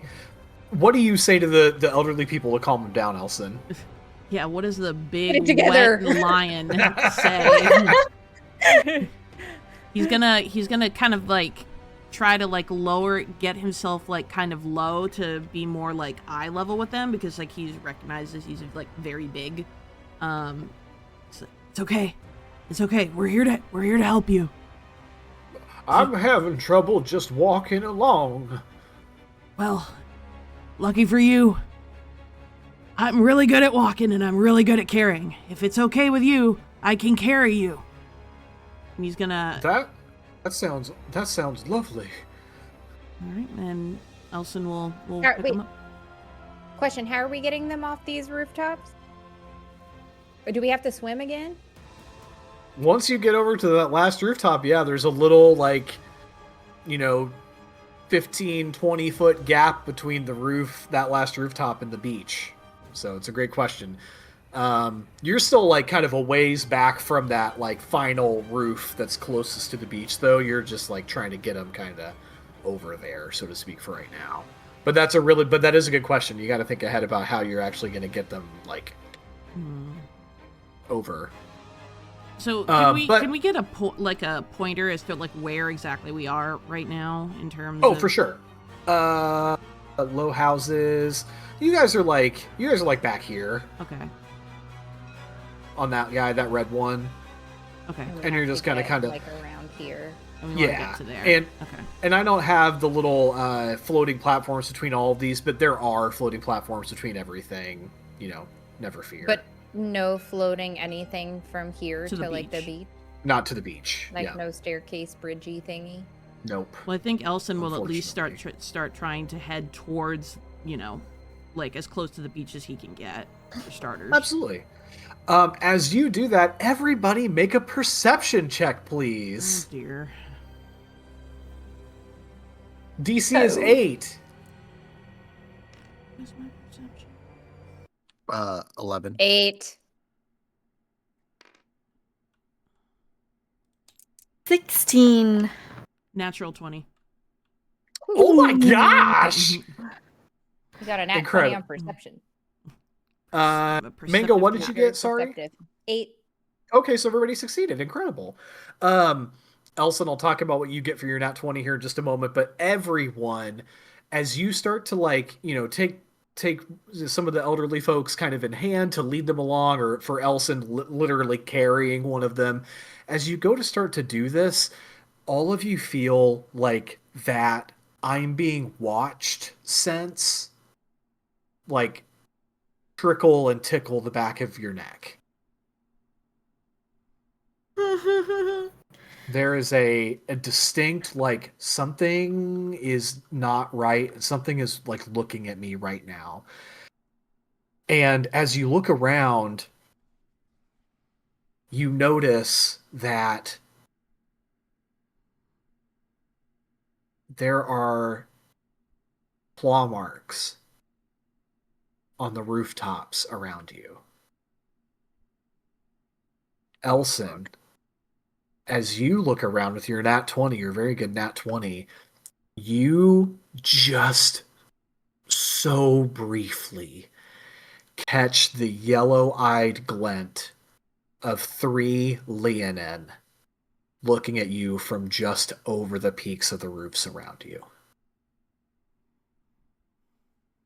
They're here.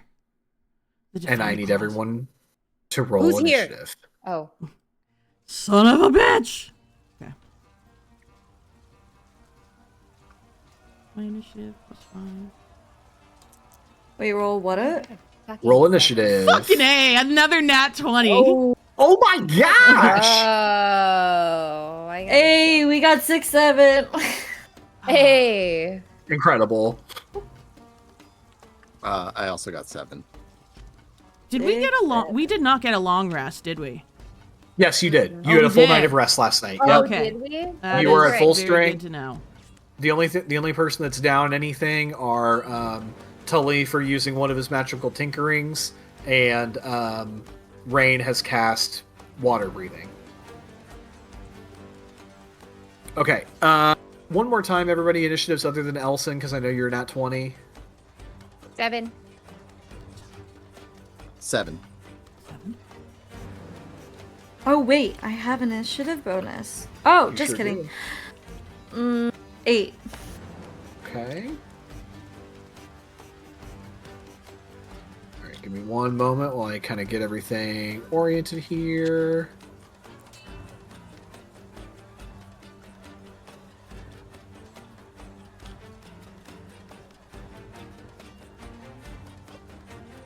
Okay, one more.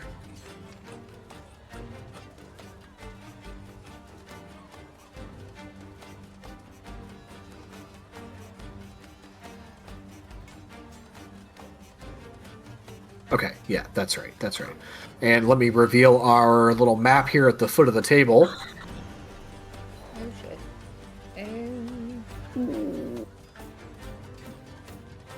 And I need all of you, as I get rid of our other map, I need all of you to grab your minis, and you can place them anywhere along this roof or this roof, this little walkway. Wait, which roof or which roof? So this little walkway, or this rooftop. Okay. I'm gonna be on Anywhere this. on those.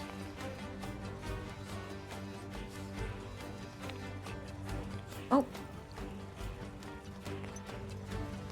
Yeah, those little. Oh. There we go. Oh. Okay. I'm going to shift you guys over just a little bit as you're kind do of. we have Pascal? Oh. Uh-oh. Uh-oh. Am I so much larger than Elson? Yeah. I can resize you guys here in a minute. One moment, please. Oh.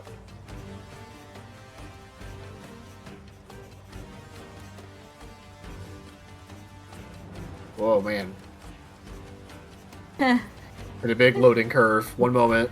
Sorry. I tried to pull a creature out of a bag, and that was my fault. That's my apologies. It's broken. I broke it. We're gonna use this guy as a stand-in for Pascal. There's a One moment. Because I have this guy handy. This is now Pascal. Pascal, you different. I don't like it. I miss Pascal. That's our Kenku friend. Okay. So our initiative order, everybody, is Elson, followed by Leonin 1, followed by Leonin 2, followed by Rain, followed by Leonin 3, followed by Aerie, followed by Tully. And Aerie and Tully are technically going at the same time. Oh, okay. So you've got 5 civilians out here who all need to be protected. And you've got these 3 Leonin that are kind of between you and the shore.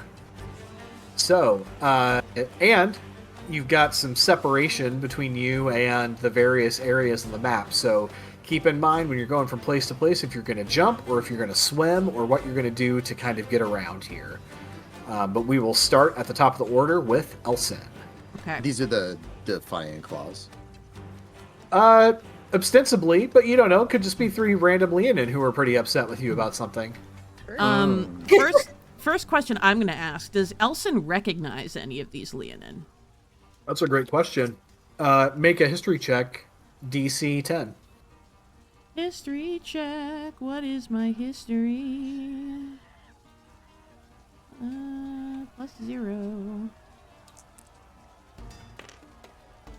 Oh my god, that was almost a 20. That would have been amazing. That's just an 8. That is an 8. No, none of them seem familiar. Okay. Certainly not one in particular. Okay. So, how far am I from? Oh, I already forgot how to tag. Tab? Tab. Yeah. How far am I from that guy? If you were to get to the end of the roof and jump, it would be about a 10-foot jump. Okay. Elson is going to head over and try to jump on that platform to meet this particular Leonin in combat. Okay. There's only room for one of you on that platform, so this is going to be a little bit of a... If you stay on, he goes off. If he stays on, you go off kind of a situation here. Okay. But I'm here for it if you want to go for Push it. him in the water. Yeah. Push him in the water. I think Maybe I think Elson then in that case, seeing that, would just leap to try to just basically like turn himself into a human wrecking ball or lion wrecking ball, I guess. Yeah. And try to knock him off into the water. Absolutely. Make an athletics check, please. All right. Tully's watching you and yells behind you, Elson, be careful, the water's wet. Thanks for the warning. All right. Let's see. That is so bad. That is a 6. That is a 6. Yeah, you launch yourself off of that rooftop with the speed of a demon, and as you leap through the air toward this Leonin, he just sidesteps, and you go flying right past him into the water. Oh shit! Balls. Okay. As you land, you were going pretty fast, and you collide with a part of a collapsed building, and you are taking 1d4 damage, which in this case is 3 damage. Okay. How much movement was that? Like, I'm gonna say that was about 20 feet of movement. okay. Then I guess I will start kind of making my way backwards to try to climb up this thing. I probably won't get. I'm guessing I won't get there on this turn, but just to start making my way up. You're gonna try to climb up the pillar? Correct. Okay. Huh. Yeah, I mean, you get back over there for sure. And I'll say that you climb up out of the water, but you're not quite able to get all the way to the top of it where he's standing. Okay. Yeah. What I will do is as a bonus. Actually, I don't know. Hold on. Let me see if this is a bonus action or not. I'm not totally sure. I do have extra attack. I don't know if this counts that I can do something else. A multi-attack, you mean? Yeah, I have. You can attack twice instead of once. So a multi-attack isn't an extra action, okay, but if you it. do the attack action, then you get to attack twice. Got it. Okay. Then never mind. Let me just see if this is a bonus action or not.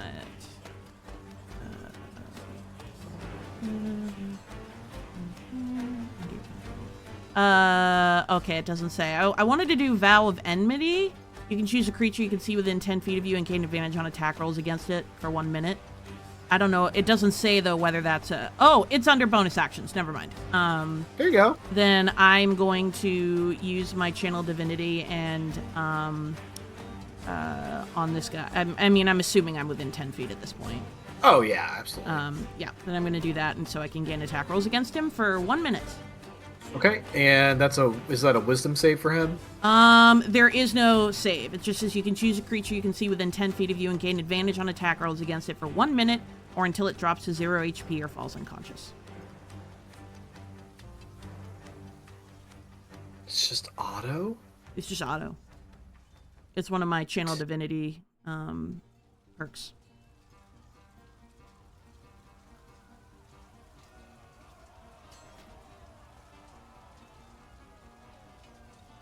Wow, look at that.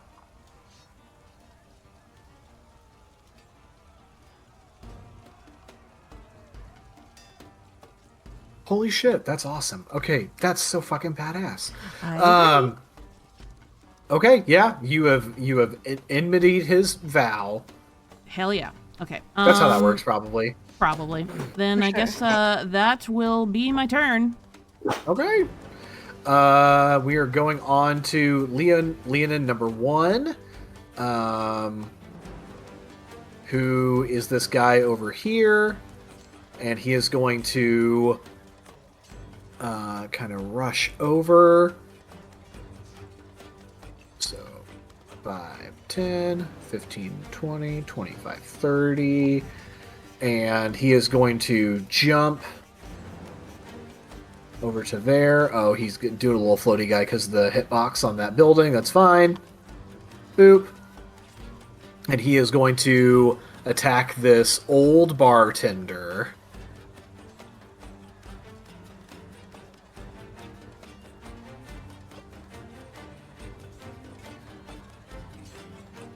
Ooh, and he got a 22 to hit. And you see him pull out this like hooked blade from a spot on his back, and he does 1d8 plus 4 with that. So 7 damage as he brings this hook blade down across this old bartender's back. You see just a plume of blood shoot out of the old man's back, and then you see the lean and rear back for another strike.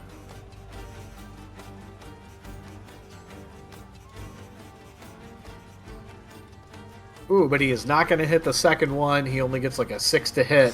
The old man kind of like kneels down, crouches down in pain, right in front of you, Aerie, and you see his back just like gushing blood. And this bartender is already in pretty bad shape. Going on, we are to Leonin number 2, who I think is the guy on the pillar, if I remember. Nope, that's Leonin 3. Leonin 2 is this guy. He is going to step over to this corner, and you see him pull a spear off of his back and takes aim at Aerie. It's going to try to spear Aerie.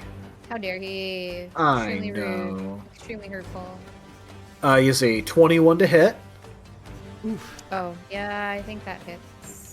And he does 1d6 plus 4,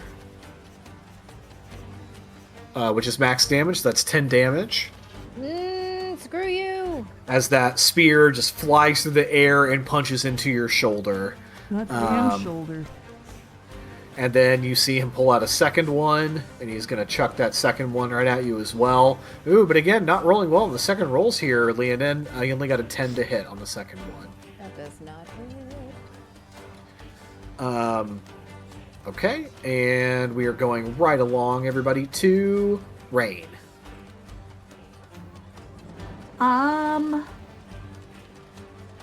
Rain.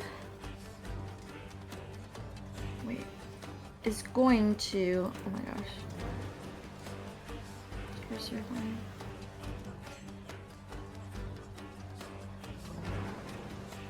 Fuck him up, Rain!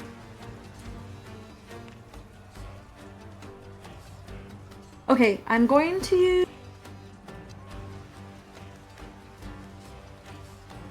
Quicken Spell, which uses 2 sorcery points.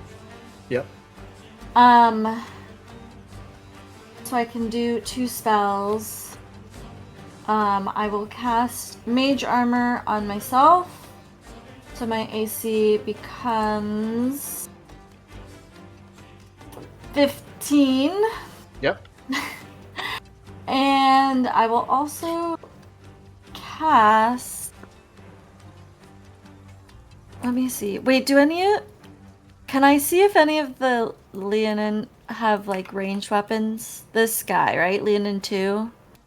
Yeah, he does. At the very least, he has them. The others might also. Okay. For you to determine if they do or not, I would have you use an action to investigate that. Okay. Well, I am going to cast. Wait, I can't see how far this beggar from this explorer? Oh, I'm gonna put that at like 40 feet.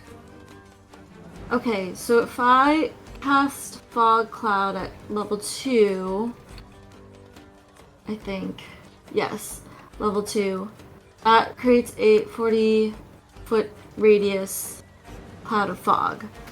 And that could cover both of them in the fog. Let me set this little radius thing up Clever. real quick. It is very, very good. There we go. That is not, this thing is not to scale for our board, so let me scale it up because it is definitely big enough. There we go. Okay. Yeah, so I'll cast that maybe like here-ish. Okay. So, and then I'm gonna lock that in place so it doesn't get flipped around. okay.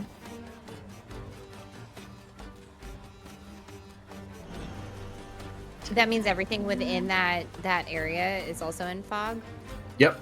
Yes. Do we have disadvantage against like the Leonid? Oh, that's Tully. Never mind. I thought Yeah. that was a Leonid. Yeah. So it's mostly to create cover for the The elderly. elders. Yeah. Elderly. So those three are hidden at least. Yes.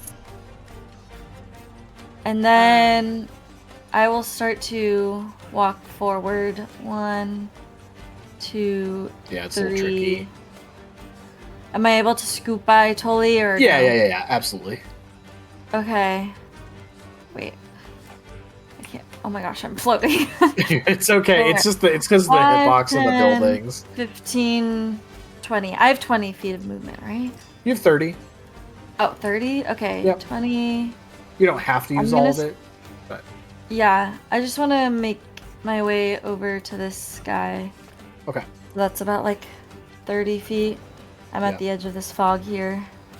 Absolutely floating because of the hitboxes. But it's fine. It's no big deal. It's cool.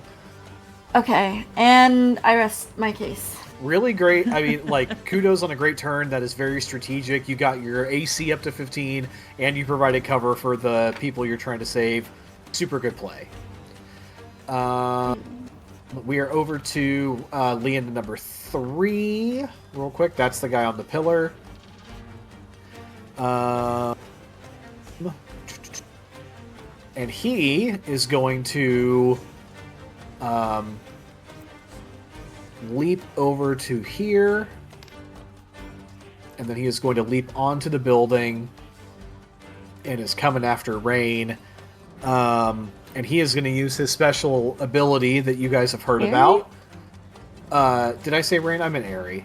Sorry Wait, about shouldn't he also have to make some kind of like check to make that jump? that. No, because Elson had to? because Elson was trying to torpedo him off of the okay. pillar. And he's just using his action to kind of get around. Okay. But he is going to use his special ability that you guys have heard about. The Defiant Claw's signature is that they like to rip people's throats out so they can't scream. Great. So that's what he's going to try to do to Aerie. Here we go. How far is Pascal from that? It looks like 10 feet. 10. Okay, never mind. He got a 21 to hit, Aerie. Yep, Ooh. that hit. So this is 2d6 plus 3 damage. He's taking my For a total of 12. He's doing 12 damage. And I need you to make a Constitution saving throw, please.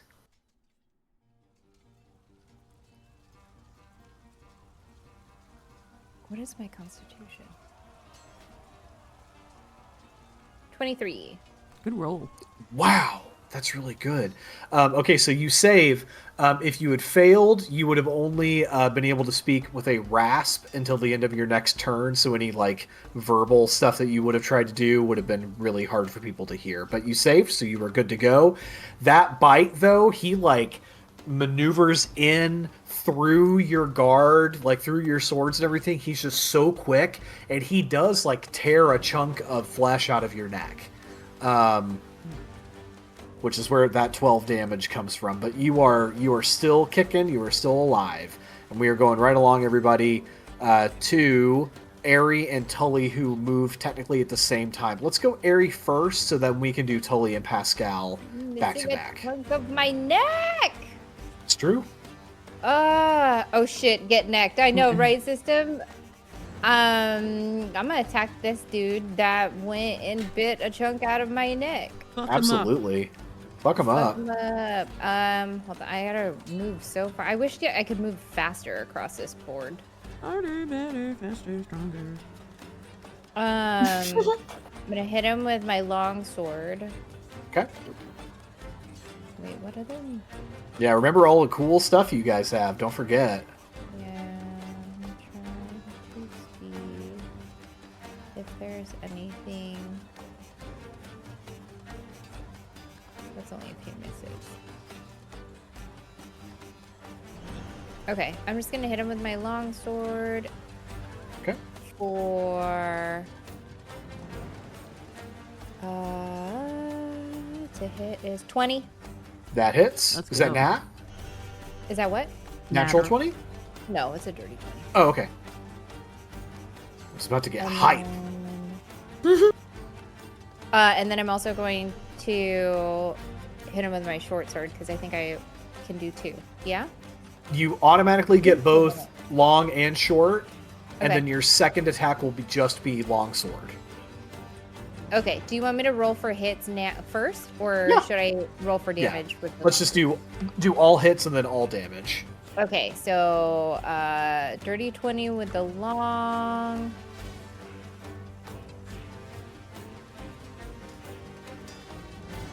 $14 with the short. 14 does not hit. Okay, and then again with the long. 18 with the long. That hits. Okay, so then 1d8 plus 2. 1d8 plus 2. Should I just roll 2d8s then? You can, Since- and then add 4 to it. Yeah.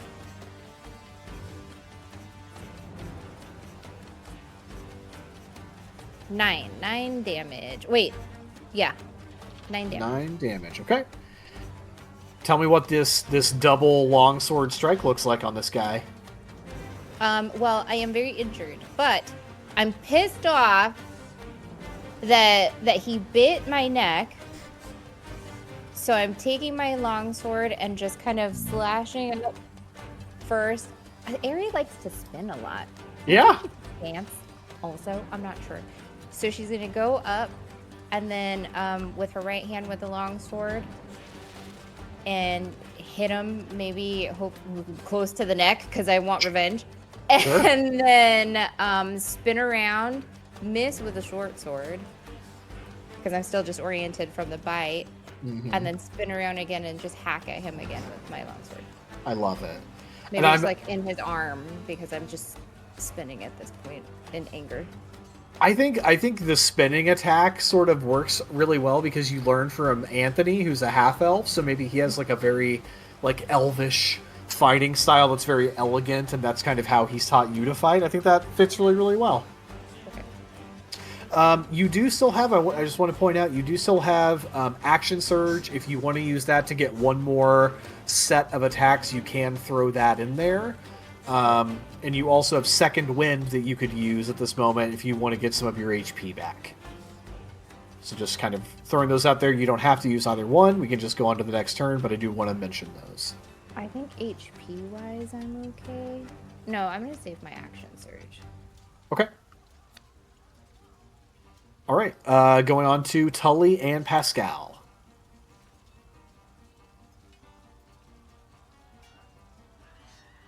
Okay.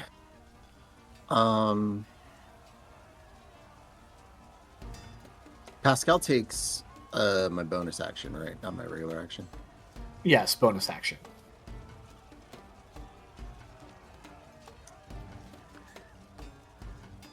Can he? I'm counting movement. He's got 40 feet.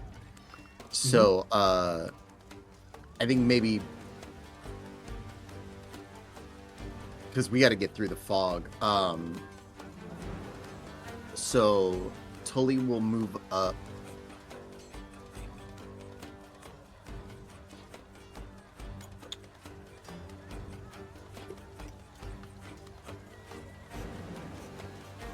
Kind of 5, 10, 15. Yeah. Is that out of the fog? Yep, you are out of the fog. And there's enough room sort of side to side to fit like 2 or 3 squares worth. So you could have 2 people kind of shoulder to shoulder there. Okay.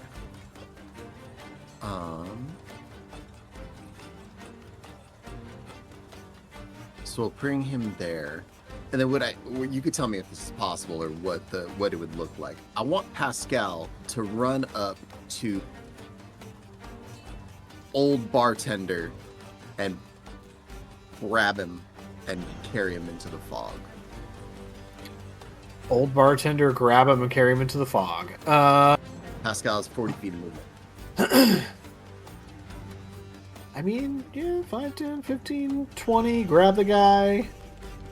5, 10, 15, and kind of get back in. Yeah, I mean, I can see that. I think you're going to provoke an opportunity attack from the Leonin on the way out. That's going to be the tricky part. So to what if Tully attacks him at the same time this is happening?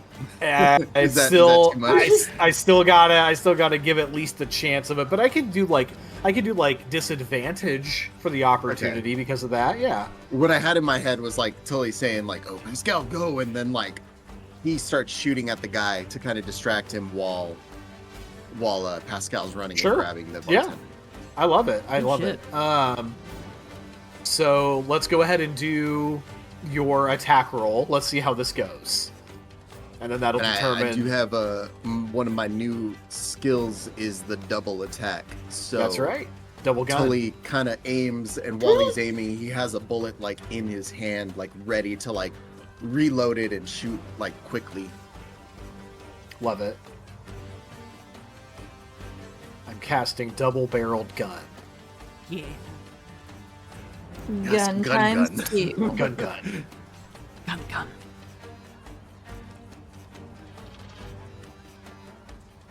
All right, so first one would be a 14. Does not hit, unfortunately.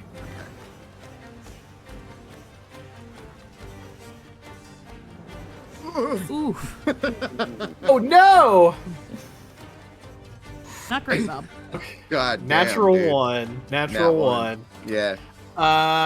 Okay. Yeah, you yell, Pascal, go! And Pascal starts to take off, running toward the poor bartender who got slashed in the back by the Leonin, as you chamber a round and fire it, and it just barely misses the Leonin, but there are just so many people ahead of you, and you're trying to like aim in between all of them and not hit anybody, and as you go to line up that second shot, you just lose your footing, and you tumble down into the water. Oh no. Man, that hitbox is huge. There we go. You're really not that far over there. But you just tumble down into the water. Pascal, to his credit, gets over there, and he grabs the guy, but there's going to be an opportunity attack with just regular old, no disadvantage. Straight Up and down roll. And the guy gets a 21 to hit. Jesus. So with his hook blade, he's gonna hit that old man. Question? Wait. Yes, ma'am. Would I be able to use Bend Luck because I can see this happening? Yeah, you sure can. Who do you want to use it on? Do a penalty to Leonin's attack hit? Ooh, can you do like a negative luck? That's interesting. Bonus or penalty, yeah. Absolutely. Go ahead and roll a d4 and tell me what the result is. Although, you know what? I'm gonna offer you an option, which is you can impose that penalty on the Leonin's attack, or you could use it to benefit Tully's first shot that almost hit. That might be better, because then does it allow for the disadvantage? That's correct. Yeah. Okay. Yeah. So yeah, So, roll that d4 and tell me what you get, and we'll add that to Tully's first shot roll.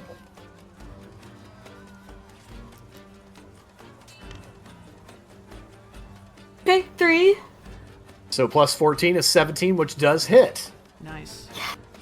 Good Hell shit. yeah. All right, so go ahead and roll damage for that first shot there, Tully.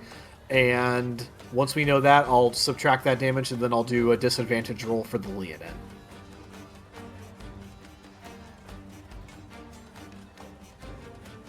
A 4. 4. Okay. Hey, every bit helps, right? Oh, wait. Do my gauntlets kick in? You tell me, do they kick in? Yes. Okay. I would have laughed so hard if you'd been like, no. Yeah. Nah, maybe next turn. Maybe next turn. Okay, so it's 3 regular damage, 1 piercing damage, 1 fire damage. There you go. 5 for a total of 5. That imposes disadvantage. So last time, the Leonin got a 17. This time I'm rolling. This is his disadvantage roll. And he got an 11, so he does miss Nice. because of that. Nice. Because of Good that disadvantage shit. roll. So Pascal is able to bring old bartender back into the fog. Till he hits that first shot and then tries to be as smooth as possible with his new fast reload skill and ends up just flubbing Just everything whiffs. and Yeah. falls. But he watches Pascal do the run. He's like, good job, buddy. Good job. And Pascal looks so cool doing it with his new poncho flowing With in the his wind. new... Oh, so Yeah. cool. Back to the top of the order with Elson.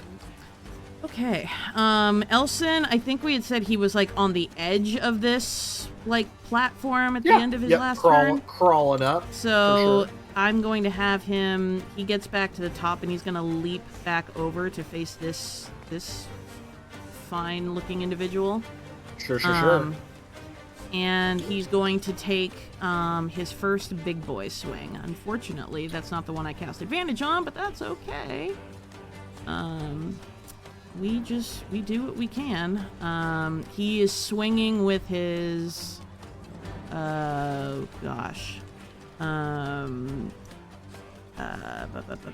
he's swinging with his great axe. He's going to swing with that great axe, which is a +5.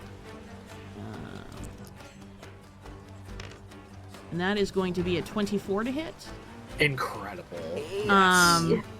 And you know what? Just for shits and gigs, let's throw a divine smite on that one. Just while we're Absolutely. here. Make sure to subtract 1 from that total damage. Yeah, 1 from that. And we're gonna cast it. Elson's pissed about that last that fail, so we're casting that at level 2. Which I believe is 3d8. Let me double check though. I don't wanna lie to you. I believe it's 3d8 though. Divine Smite.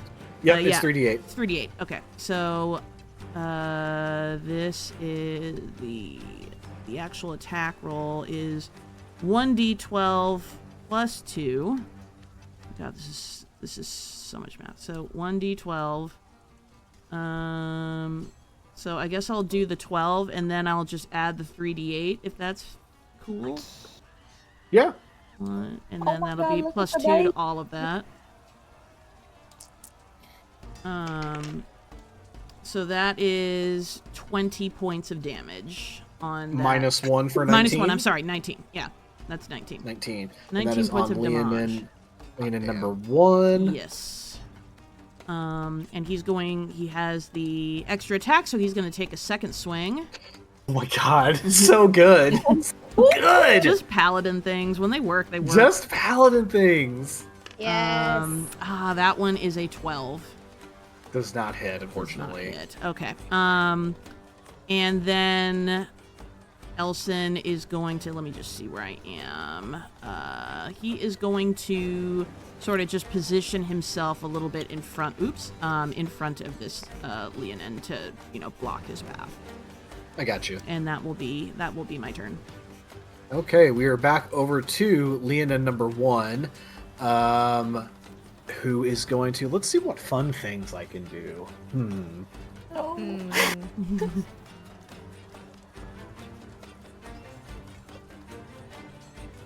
Okay, so it's going to use Blood Step, which allows it to move 15 feet without provoking opportunity, as long as it ends up next to an enemy other than the last one that it attacked. So that was you, Elson. So it's going to go 5, 10, 15, and end up next to Rain. Oh. And...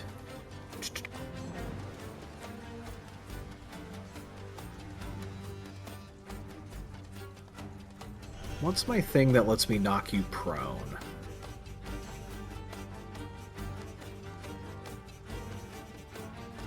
Oh, okay, yeah. So it's going to use its hook blade to try to hit you, Rain. And because it moved 15 feet or more beforehand, if it strikes or if it lands, then you have to do a strength saving throw or get knocked prone. So let's see if this hits. That is a unnatural 20 to hit. Yep, you got me. Okay, and it's gonna go. I'm gonna roll its second attack for that as well, which is a natural 20. Oh, Jesus. Oh my god.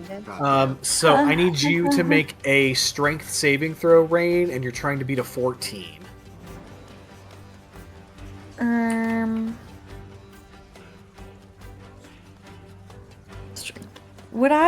Can I use my Tides of Chaos to get advantage on this roll?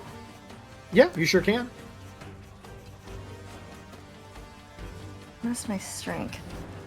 -1. Great.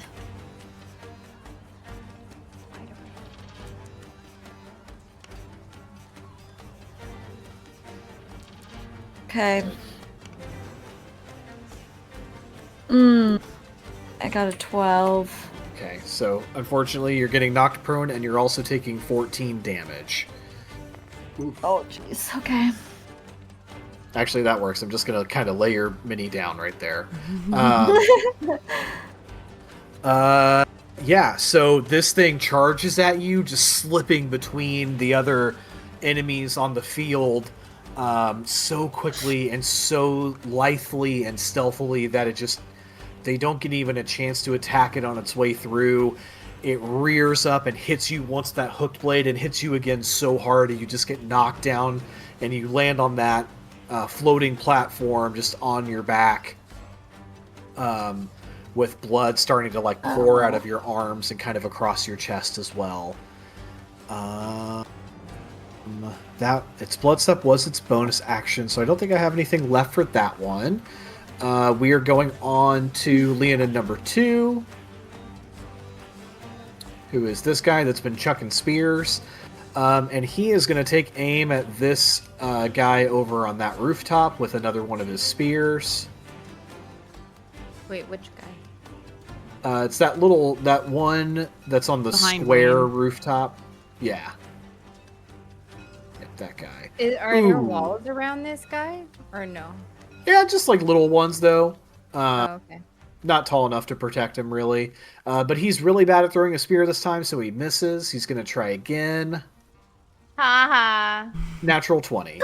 Oh, never mind. Fuck. So, with the spear, that is 1d6 plus 4, but he'll roll that d6 twice. That's 12 damage. This spear arcs through the air, and you see it punch, deep into this old woman's upper body, and it doesn't go all the way through. It's just stabbed through here with the shaft sticking out, and she is immediately into death saving throws. It's just a little old lady. Little old lady. When it sees the woman collapse down to the ground, that Leonin over here, you see it just roar. You hear it roar over the din of the rain and the crashing thunder. It's even louder than that. And we are going on to, I believe it is Rain. Well, I would like to possibly, if I can, bring this old lady, even though she's maybe dead, Not dead back yet. in She's not dead. She's just not. back into the fog. Would that be my action? Oof, that's going to be... I don't think you have enough movement to do that. Okay. Because you got to use half of it, I believe, to stand up from prone, and then you only have 15 feet left over after that. Let's say 5 to get up onto the platform with her. Well, kind of, so she's the normal size. 15, 10. So I have 10 feet Yeah, left, so I can maybe get back to, like there. But that'd be about it. there. Yeah. Does this use my action? I think kind of like carrying her would.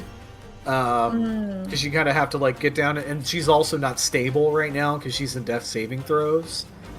So I wouldn't be able to like use my action to like sprint into the cloud. Not doing that, and also doing something with her. Now, I say that, but you have a spell for transport. Oh my gosh. If I'm standing here, I make up onto the platform, and then I can cast Dimension Door. Let's go. You sure can. Maybe to the end of this. That has a 500-foot range. Yes. The door. I'm taking her all the way to the beach then. That's what Wait, I'm saying. you You totally back. can. Hell yeah. But then I can make it back. I guess I'd have to swim all the way back. Is the door just like It's one way. it just opens and closes? Yep. And that's it. Yep. Oh, okay. Yeah.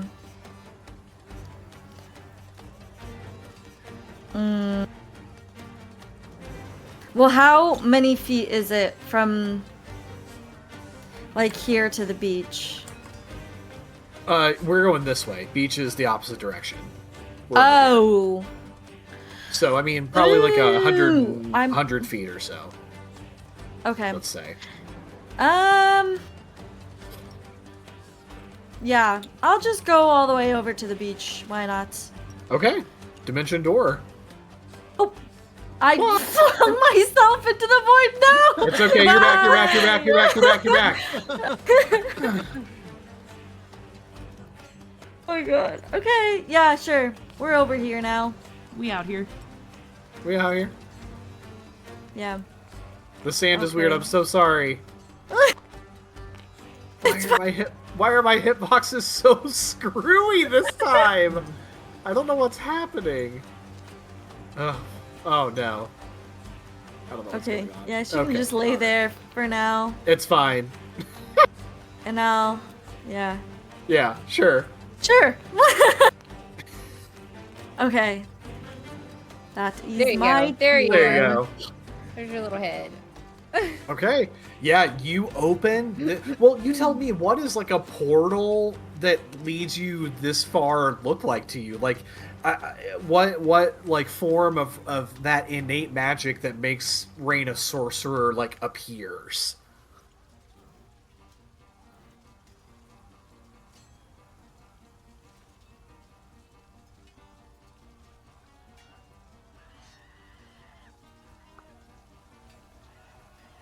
I see Soup trying to like get the Yeah. vision, like No, I have a vision now. Okay. Rain is going to summon a bubble. A bubble, okay. A bubble. Yep. Because I'm like a wicked bubble, like Like a Glinda bubble? Yeah, sorry, Glinda, Glinda bubble. bubble? Yeah. Yeah, kind of. I mean, like a bubble, like of, Yeah. you know, looks like maybe a water vibes. It's got like the. Very Was it like Final the whale- Fantasy X. I have not played that one yet, actually. Oh, it's so good. That's okay though. It's definitely on my playlist. But yeah, bubble, glimmering, rainbow shimmer, like the oil slick Yeah. And it's going to like absorb over me and this old lady, and it's going to just pop and appear on the beach and pop. Ooh, I love And that. we're now I love it. That's transported great. over Now, to something safety.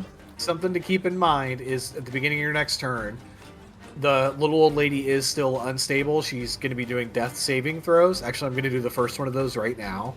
If she fails 3 times, she will die. But you can use a single help action on her, and that will stabilize her at 1 HP so that she's safe on your next turn. Okay. She failed her first roll, so she is 1 fail closer to dying. If she fails 3 times, she will pass away. Holy. Awesome. Someone shove a health potion down her throat. Right? Leona number 3 is up. Now, Leona number 3 is the one who used the special ability. I have to roll a 1d6, and I have to get a 5 or a 6 for him to be able to use his special throat ripper thing again. God damn So it. let's see. Oh, and he got a 5, so he can use it. Doesn't mean that he will, just that he has that in his back pocket, so to speak. You're like obsessed with my throat. Jeez. You know, right? He heard you talking about choking earlier, so I heard you that's talking the shit. same thought. My God.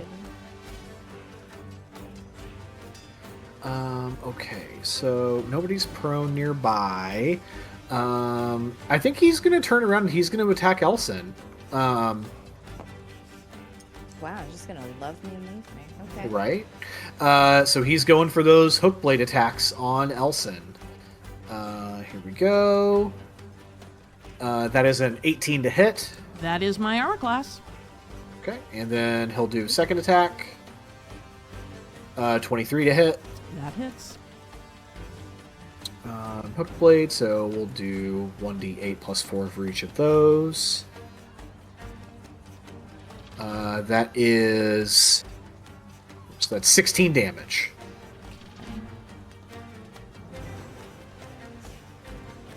And then as his bonus action, he's going to use his slip away ability, which allows him to disengage.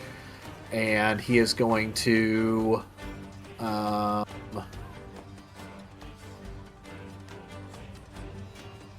go 5, 10, 15, 20, 25 into the fog.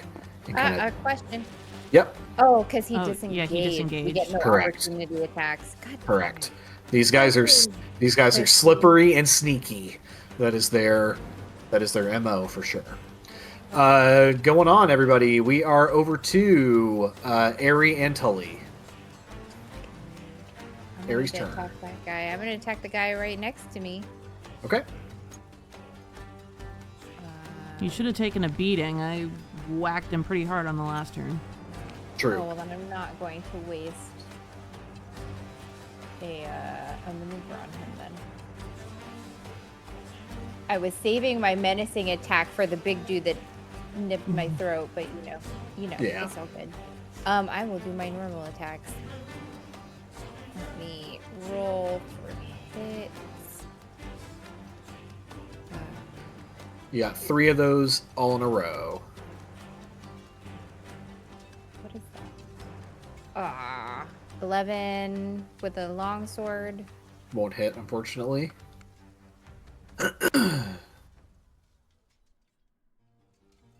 19 with the short. That hits.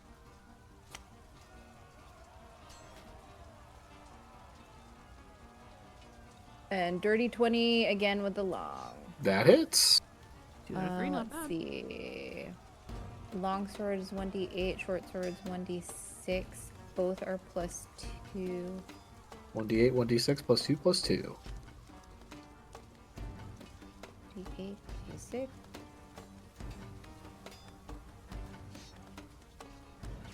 $13 damage. Nice. All right. Yeah, as you slash down on this guy. Which one is that? That's Leonin 1, right? Yeah. Is that That one? that dingus. One? Yeah. As you slash down on him, he kind of like almost drops to a knee as you bring that short sword and long sword attack against him, and he is looking really rough. Like he is in bad shape. Might be a good time to action surge and get one of them off That's the what I was board. thinking. Yeah, I would like to action surge. Action surge. That's only one extra attack, yes? It's not like my whole sequence all over again. You get one attack and one bonus attack. One attack and one... So you'll get long sword, short sword. Long sword, short sword. Yeah. And you can roll those d20s at the same time if you want. Oh, I can? Okay. Yeah. And just pick which are which. Either are great. Aww. Yep. Oh no, a nat 1? One's a nat 1 and the other one's just a 10. Oh no. Well, you have to tell me which sword was the nat 1. Short sword. Okay, as you go to slash him with that, he lightning fast whips around and like parries your short sword attack. And you know, like, have you ever like hit a baseball with a bat and like not been holding like your grip correctly, and you get that feeling in your arms where it's like your arms are all shaky and like thunderstruck? No. Okay, well that happens sometimes. And I'm gonna say that your next short sword attack is gonna have disadvantage on it. Son of a biscuit eating bulldog, okay. Or we could have you lose the short sword. No, it's fine. I'm fine with the disadvantage. Okay, do you want to move at all? No, that would provoke an opportunity attack, I think. Tully, you are up, sir. Over Over here here, kind of in the- struggling a little bit here. Over here in the Agua. Okay, so what can he do? Because I can't swim. So. What do you mean? You could probably swim a little. How does like fog work? Like, when you're in the fog, like how far can I see? You have no line of sight. Basically, it's like with just in front of your face. Okay. Yeah. Movement's not. Well, my movement would be impeded right now because I'm knocked down, right? You're swimming. You're in the water, but you're not prone. Oh, okay. Yeah. You're treading water. You're treading water. Yeah. But Excellent. he wouldn't know that the Leonin 1 is up here, right? I know. I mean, like maybe you heard him run past, but you wouldn't know where he is now. Okay, so I think that I will swim.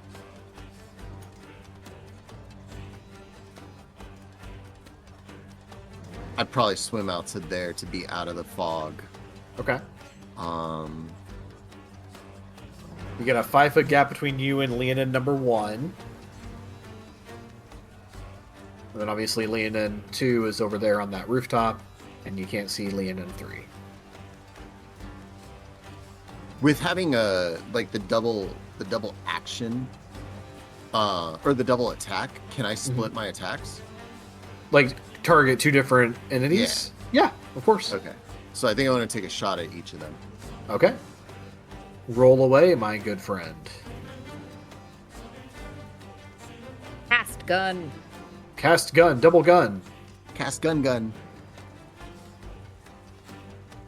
Okay, so this will be for the one closer to us, the one that's in rough shape.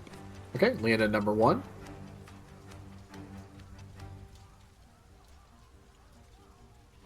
And that'll be dirty 20 to hit. That'll hit. That'll hit.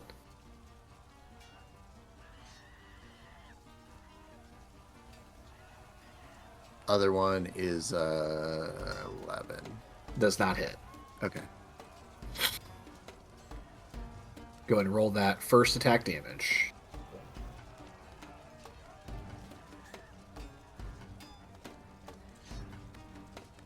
Ooh, it's jiggling. Yes, she's shaking, but it's a 1, so that's 2. That's 4 damage. Okay. That is enough. That bullet flies through the air and punches into him, and you see his body, like, he tenses up, and then his body just, like, collapses on the rooftop. Good shot. Thanks, Ozul. A little hard with being soaked. I had no idea you were Mormon. Things do get hard when you're soaked. Bonus action to Pascal. So did Pascal see Leonin 3 run by? Does Pascal know where he is? I don't think so because of the fog. Okay.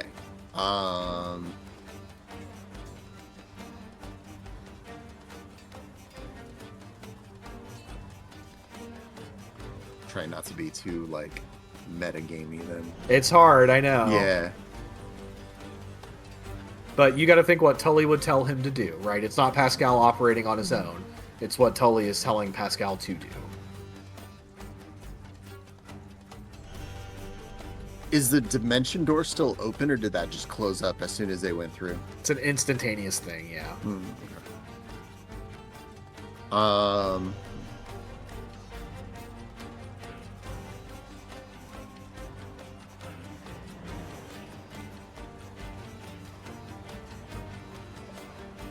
Sorry, I'm trying to think what I would. I mean, I think it would kind of have him focus on Tully probably with that initial plan. Tully would have just told him to start getting people to safety. So, I think maybe carrying, because the old bartender took a hit, right? Yeah, several actually.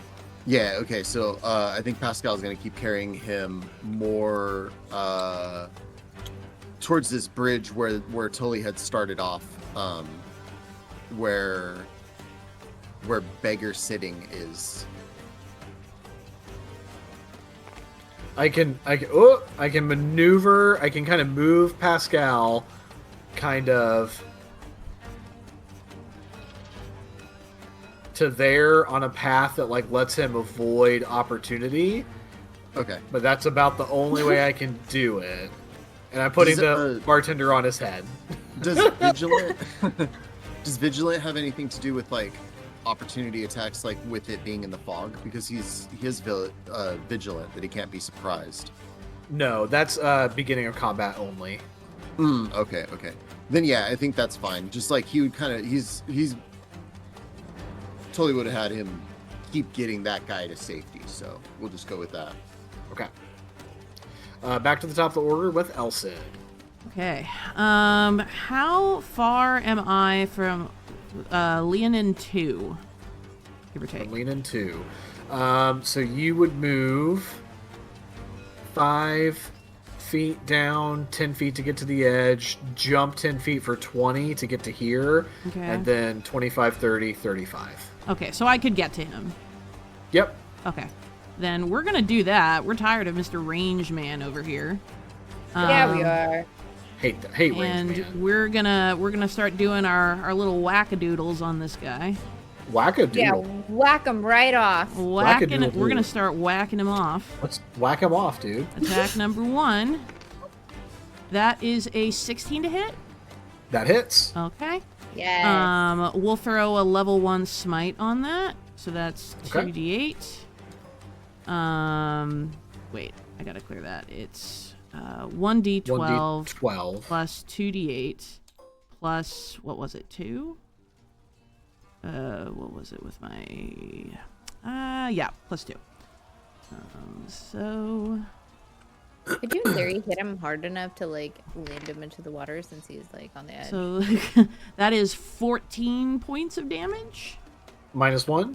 Yeah, I'm sorry, I keep forgetting that. So 13 You're points okay. of damage. I'm only reminding Yeah. you because it's a special circumstance thing. Right. Yeah, no, the divine thing. Okay, so that's 13 points of damage on the first hit, and the second Okay. one with no smite, just a whack.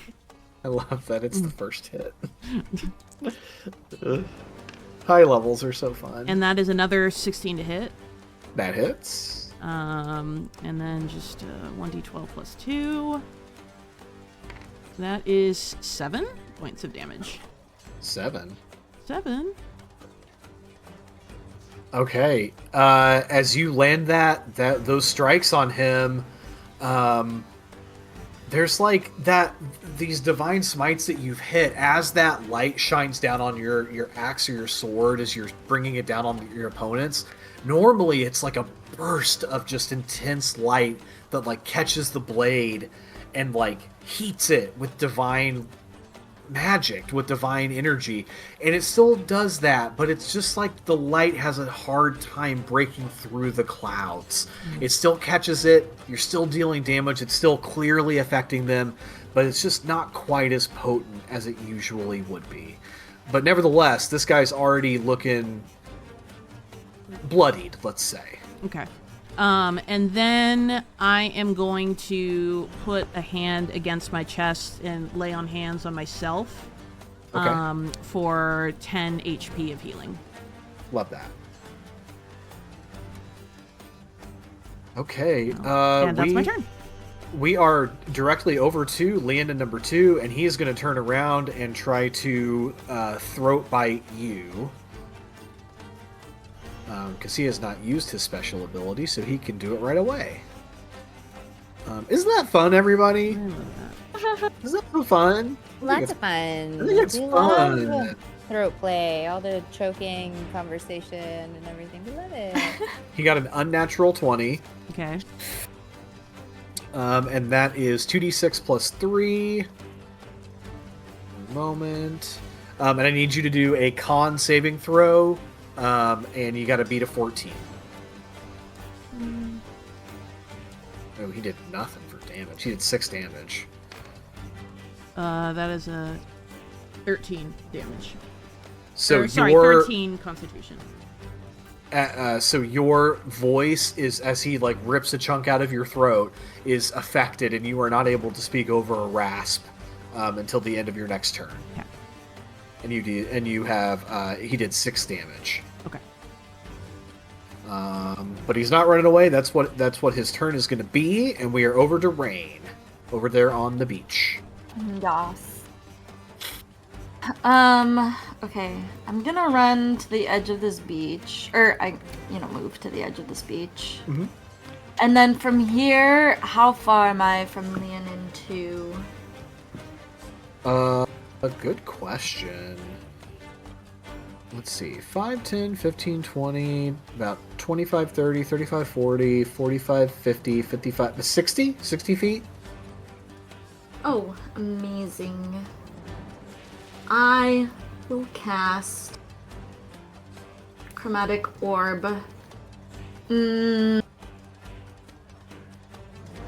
At level 1, I will do acid damage. Okay. But let me roll to hit. Yep.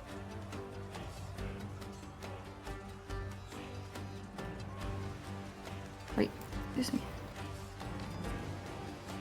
Oh. Ooh. Oh no.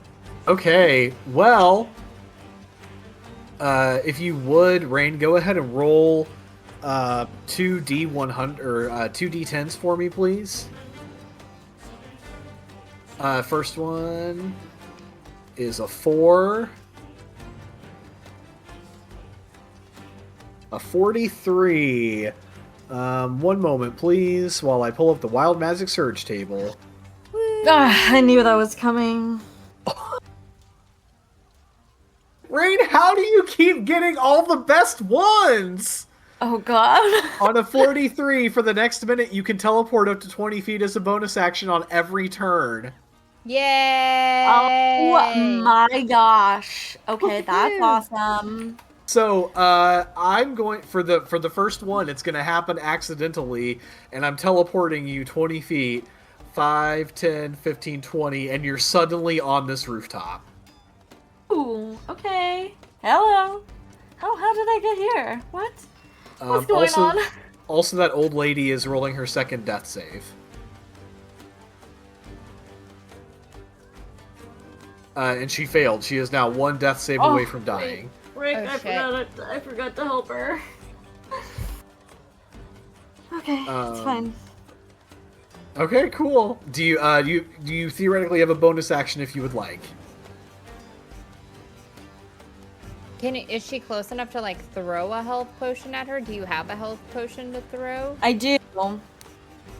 Am I able to do that? Oof, Yeah, I think so. You're gonna make an athletics check, and you're gonna have to beat a 12.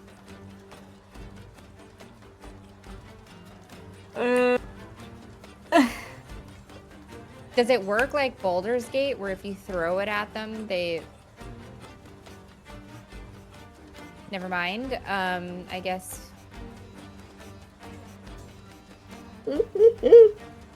You throw it and you knock her in the head with it, and now she's dead. As you go to throw this health potion, you see it's wet. The glass vial is wet, and it slips out of your hand, and you watch the potion just fall into the water and float away. Oh my god! Oh my god, I'm doing so bad. No. Wow. It's very funny. Okay, bye-bye health potion. That's fine. You do have movement speed left if you want to use your movement to get over to her, or at least close to her. Oh my god, I just went the opposite way. It'll be 10 feet to get you back to shore to that square, and then you'll have, 20 feet more. Okay, yeah. Let's do that. Okay. What? 10. Oh, wait, 15, 20, 25, 30? Yep. Okay. I'm going to shift you just a little bit to right there. Okay. Where are all the rest of the people that were helping with the evacuation and stuff? Where did they all go? They're all north and south of you along the low houses area, getting the rest of the people out. Oh gosh. Okay. Going right along, we are to Leonin number 3. Leonin 3 over here is right up next to this elderly person and is going to slash at him with his claws. He gets disadvantage though, right? Because he's in fog? That is correct. Okay. Unfortunately, he got 2 18s. Damn. So he is going to do... They have weighted dice. 1d6. We are getting crazy rolls tonight, that is true. Oh, he does minimum damage, so he does 3 damage. Second attack... he got a 9, which misses, so 3 damage on this elder. You guys hear this elderly man kind of yell out like, "Oh!" in the middle of the fog cloud as he gets slashed with the Leonin's claws. I have a technical question. Yes, ma'am. If I run into the fog, I have to be right next to the elder to see him. Yes? Yeah, basically.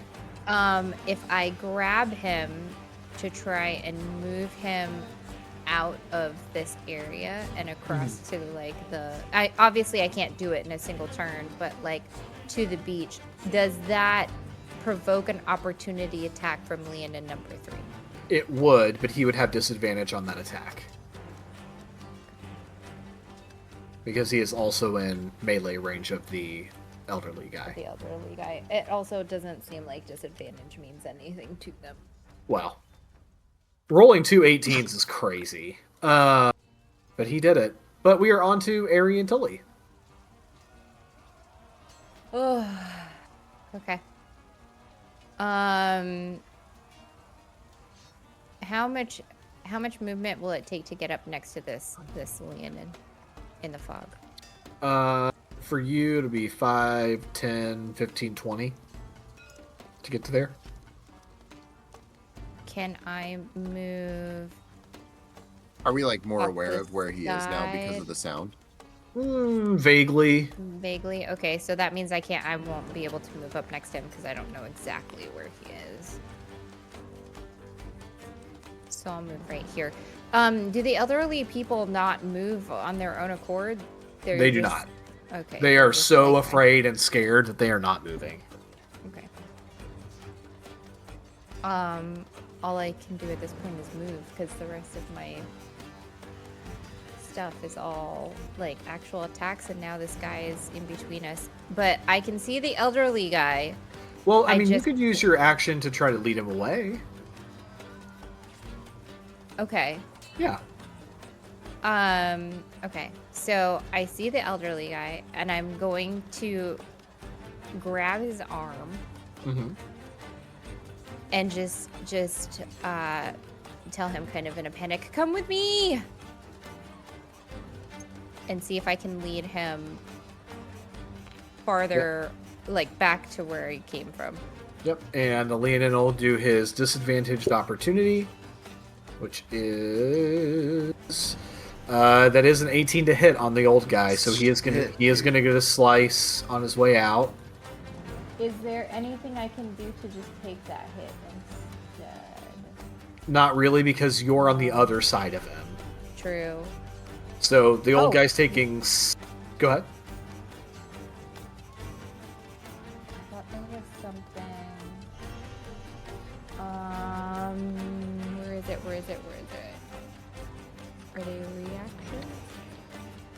You thinking of lunging attack? No, I was thinking of Sentinel. When a creature within 5 feet of you makes an attack against another target, but he's not 5 feet from me. No, he's 10 feet. He's 10. Yeah. Yeah. I don't think lunging would have to be. I would have to know where he is, I think, at that point, and it wouldn't be a reaction to an attack. Yeah. Yeah. So, okay. All right. The old guy takes 6 damage. He is not downed yet or anything, but he's looking a little rough for just a regular old person. How far can I move? Maybe just back here? You could get to here. Okay, all right, cool. Yeah. Can I put him in front of me at least? Yeah, I think so. I think that's fine. Here you go, Oh, Elder. you already started there, didn't you? So no, we need to get you another square further. Yeah. Good to go? Yep. Okay. Tully, you are up, sir. Okay. So I don't think Tully probably would have been too aware of what, where that was. Plus he sees Aerie bring this elder out. So I think Tully will move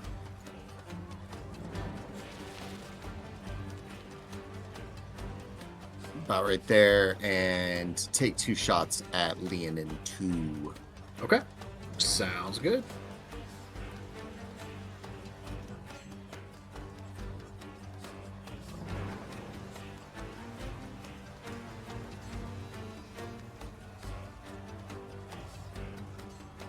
$21 to hit. That hits. What about our second roll?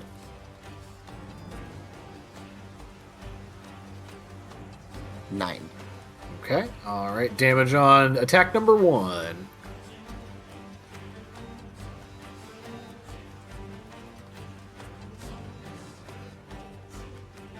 Oh, God. Ooh. Oh, wait. Oh, no, that's good.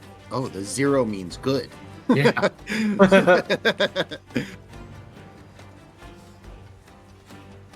What's the total on that? So that'll be 11, 12. 12 damage. Okay. That flaming bullet punches through the air, doesn't care about the rain at all, and punches into the body of that second Leonid. Elson, you just watch a bullet fly straight through this Leonid's body in front of you, leaving like a little flaming trail as it exits his body on the other side. You see Tully give a little thumbs up over towards you, Elson. There you go.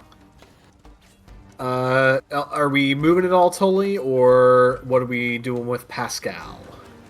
Tully moved a little bit. I think Pascal definitely would have heard the attack and starts going. I mean, if he goes in a straight line, he basically would run into the Leonin. Yep. So I think that he's gonna put old bartender down and go and engage the Leonin 3. Okay. Boop, boop. Up there. And go ahead and make that. It's like force rend, I think is what it's called. Yeah, I think running into him, he is going to rend him with some force. Do it, rend him. Rend him, daddy. Rend him good. Let me find my notes on that.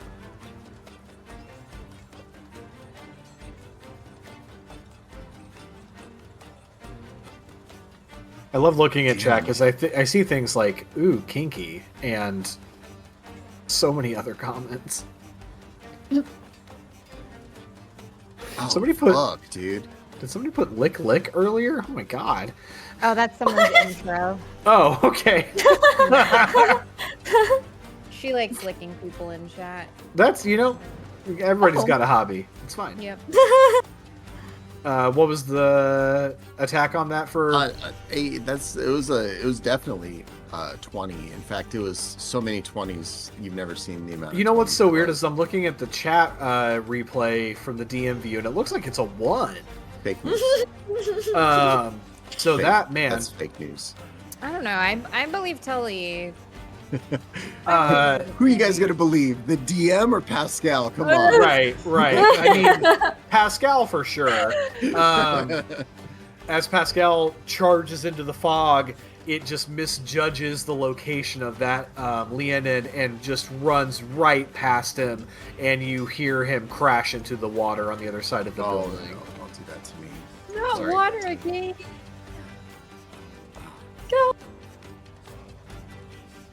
Back to the top of the order, I do believe, with Elson.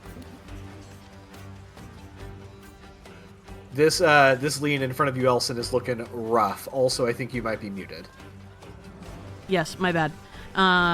Okay. Just more paladin things. More paladin things. Just a swing-a-ling. That's an 8, so first attack misses. That's fine.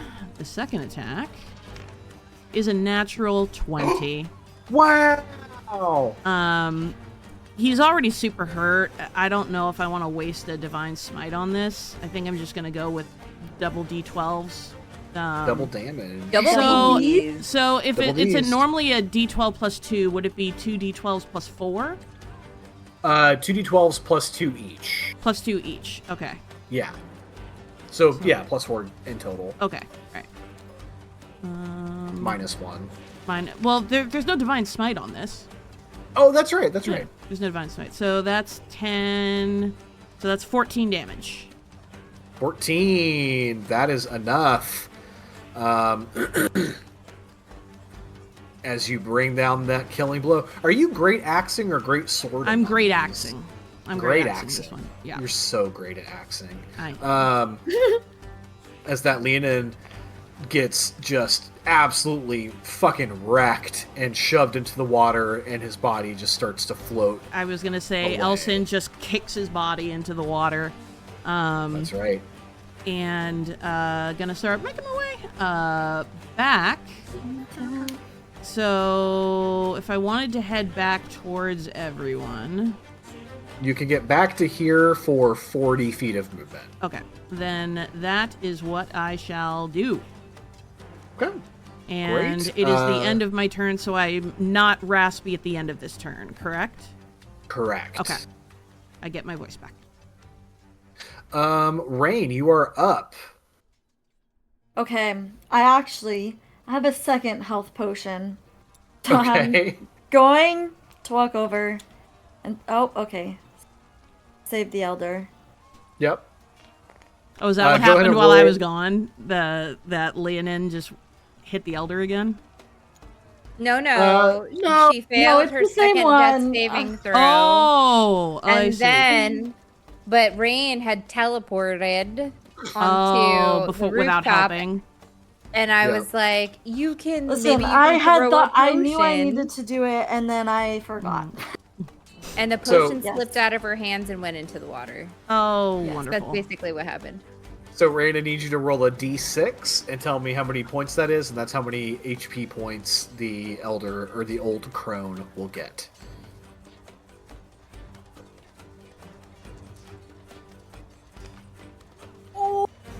Hey, max healing! Nice. Yay. That's level. You pour that health potion into the Old Crone's mouth and see her eyes flutter open, and she says, "Oh, thank you, dearie. I appreciate you so much." And she kind of pats your hand. So that was, what, 5 feet of movement? Yeah. So I can go 10, 15, 20, 25. And can I control my teleportation now? You can. 20 feet of teleportation movement. Alright, we're gonna go 5, 10, 15, so I can make it to the end of this building here. Beautiful. And then, wait, okay, because, no, giving the health potion was my That was your action. right? Mhm. Okay. But am I able to dismiss my fog cloud? Yeah. Or that is an action? Nope, that's not an action. That's just sort of an automatic thing. Okay, I will do that, so then now we can all see Okay. where he went. Where the last Leonin went. Got it. Suddenly, everybody, that fog cloud just like gets blown away by the wind, and everything is laid bare. You can see the Leonin at the end of the house.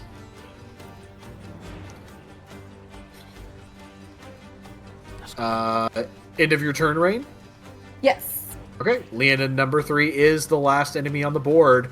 And he is going to do his blood step where he gets to avoid opportunities.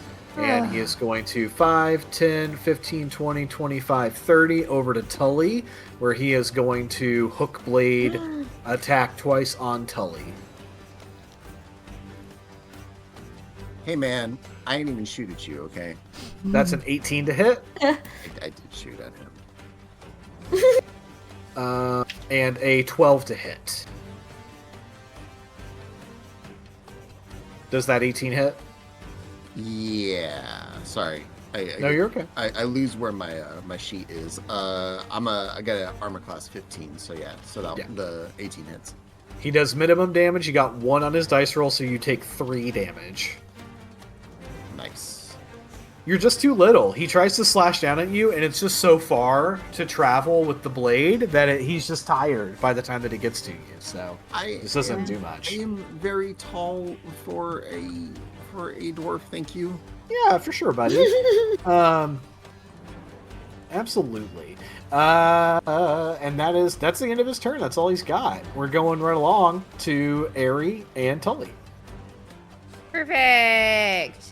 I'm gonna maneuver around the Elder. Do it. Maneuver it. We're right here. Is he looking rough or is he like? He's taken a little damage, but actually not all that much. So he's still looking pretty strong. I imagine it's going to change. I was going to say.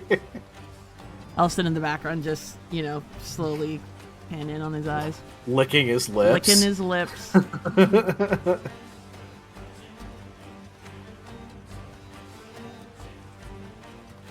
I think I'm. Oh man, all of my all of my maneuvers are like if someone misses me or like reach. So I'm just gonna attack him. Regular, you have that menacing strike, right? Menacing attack? I do. I mean, it does make him frightened. Yeah. What does frightened do? They can't move. Let me double check. They can't move. He won't be able to blood step and all that shit? Won't be able to blood step or do anything like that.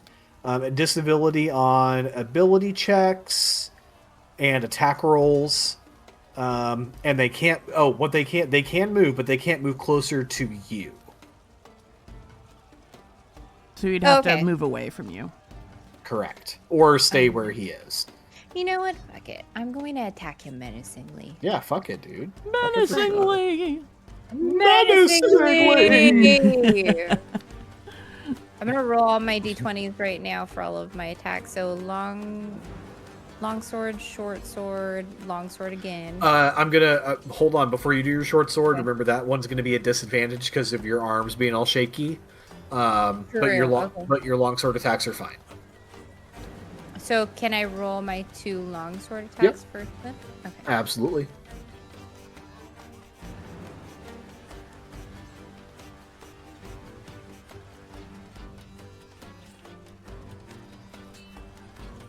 One is a 13, the other is an 18.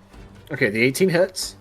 18 hits, and then for disadvantage, I just have to roll 2 d20s again And take the lower. and take the lower. Okay. Oh, one was a nat 20. Oh, That's that brutal. sucks. That is brutal. 14. Does not hit. Okay, so I hit him once with my long sword. And you're using that menacing attack, right? Yeah.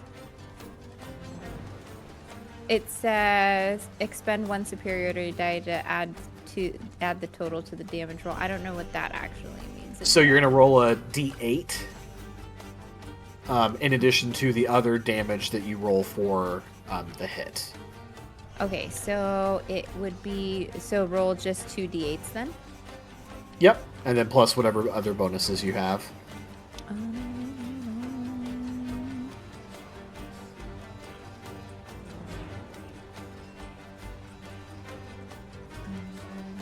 13. And he failed his wisdom saving throw. So now he is frightened. He is I frightened. am thinking, roar. Yeah. You have I- your throat, but still. I need to know what kind of attack you did to frighten like a 7-foot tall lion person. Rawr. That's all I did. Okay, wow. Incredibly. I was like, "Rawr!" It's really more mocking strike. I love that. He's like, this girl must be fucking badass. She's just mocking me right to my fucking face. And And now he's Elson scared. watched it, and he's just kind of looks at Aerie and then looks at the guy, just like, "Are you serious? The Like, giant For man. real? Yeah. God, you That's really what are a does it for pussy." you? Cat. Ah. Incredible. He's been hitting and running away from us. Come on now. Unless Aerie has something else that she wants to do, we are over to Tully. Nope, that was it. Tully, as usual, sees Pascal in trouble and drops everything to go save his buddy.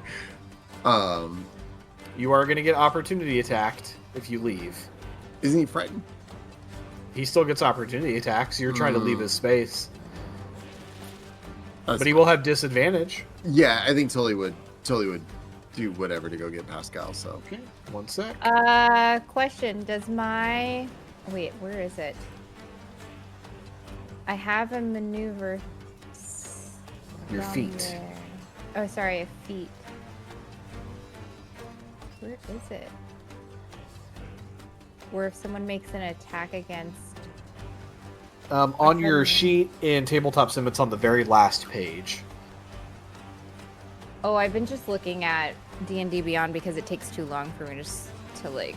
Just give Go the back sheet. and Yeah, I forth. do the same. I get you. Yeah. I get you. It But it's right is... there. Oh, Sentinel. Yeah. No, that's when you hit a creature with an opportunity. Oh, Yeah. okay. Yeah. Okay. Never mind.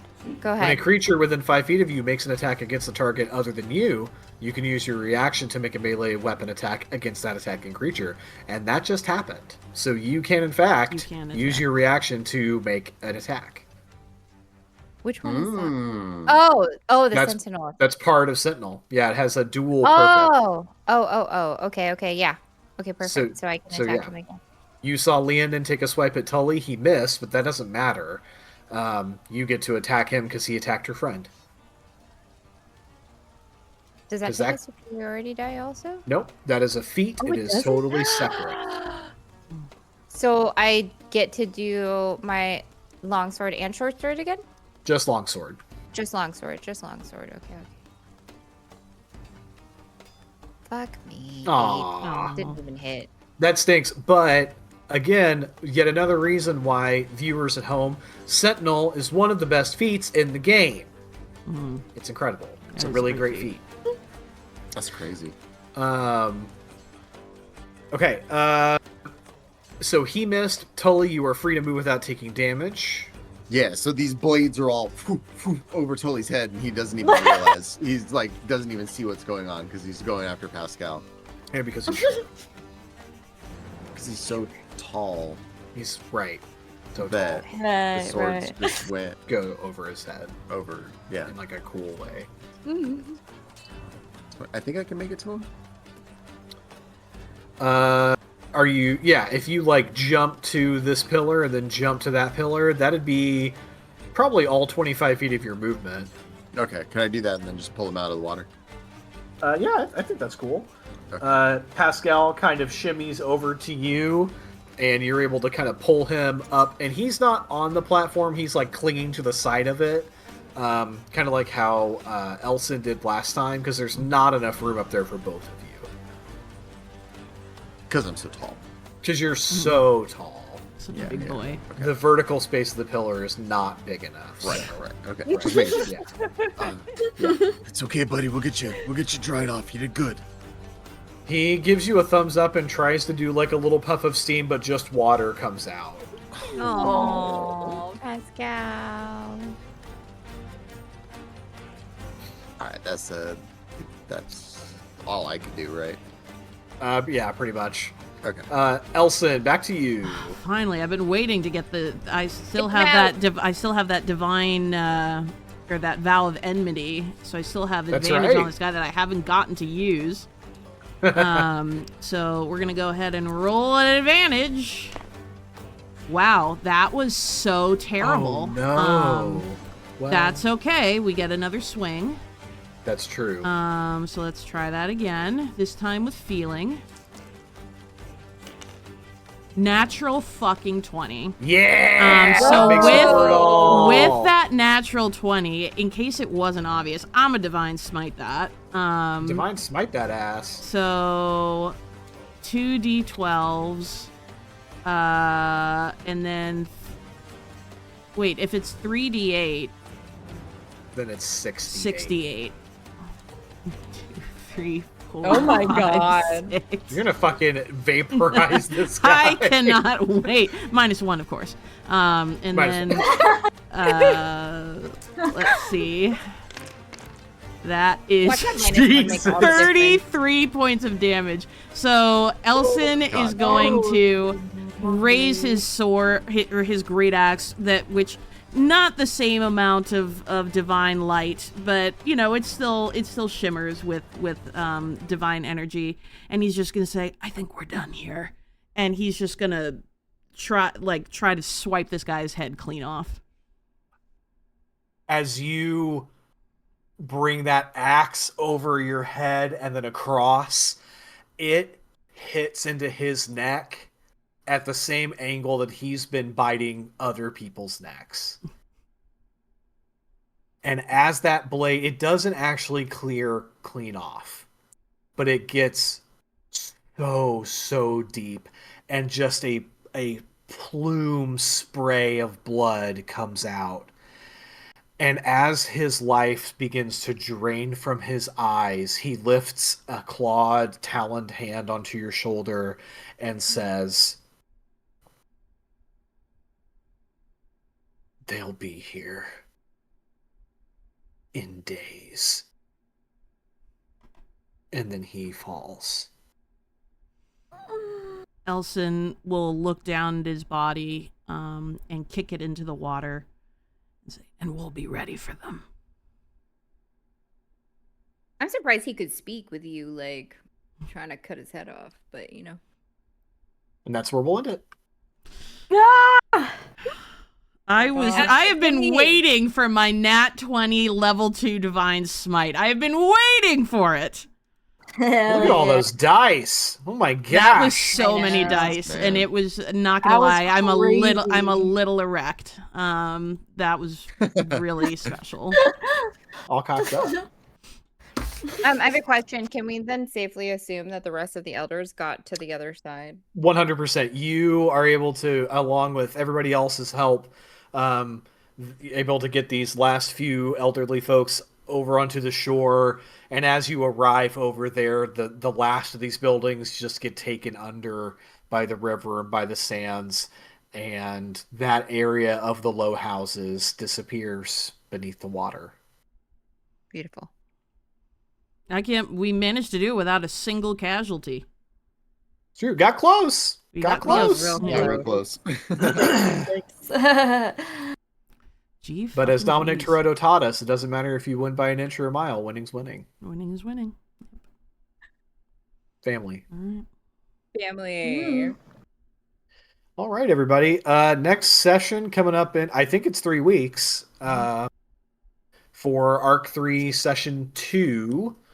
And we will continue to see what happens as these opponents and foes begin to make their way toward ever closer to Draketh. Yay! Great job, everybody. That was awesome. Got your Hell first taste of yeah. level 7 combat. Oh my gosh.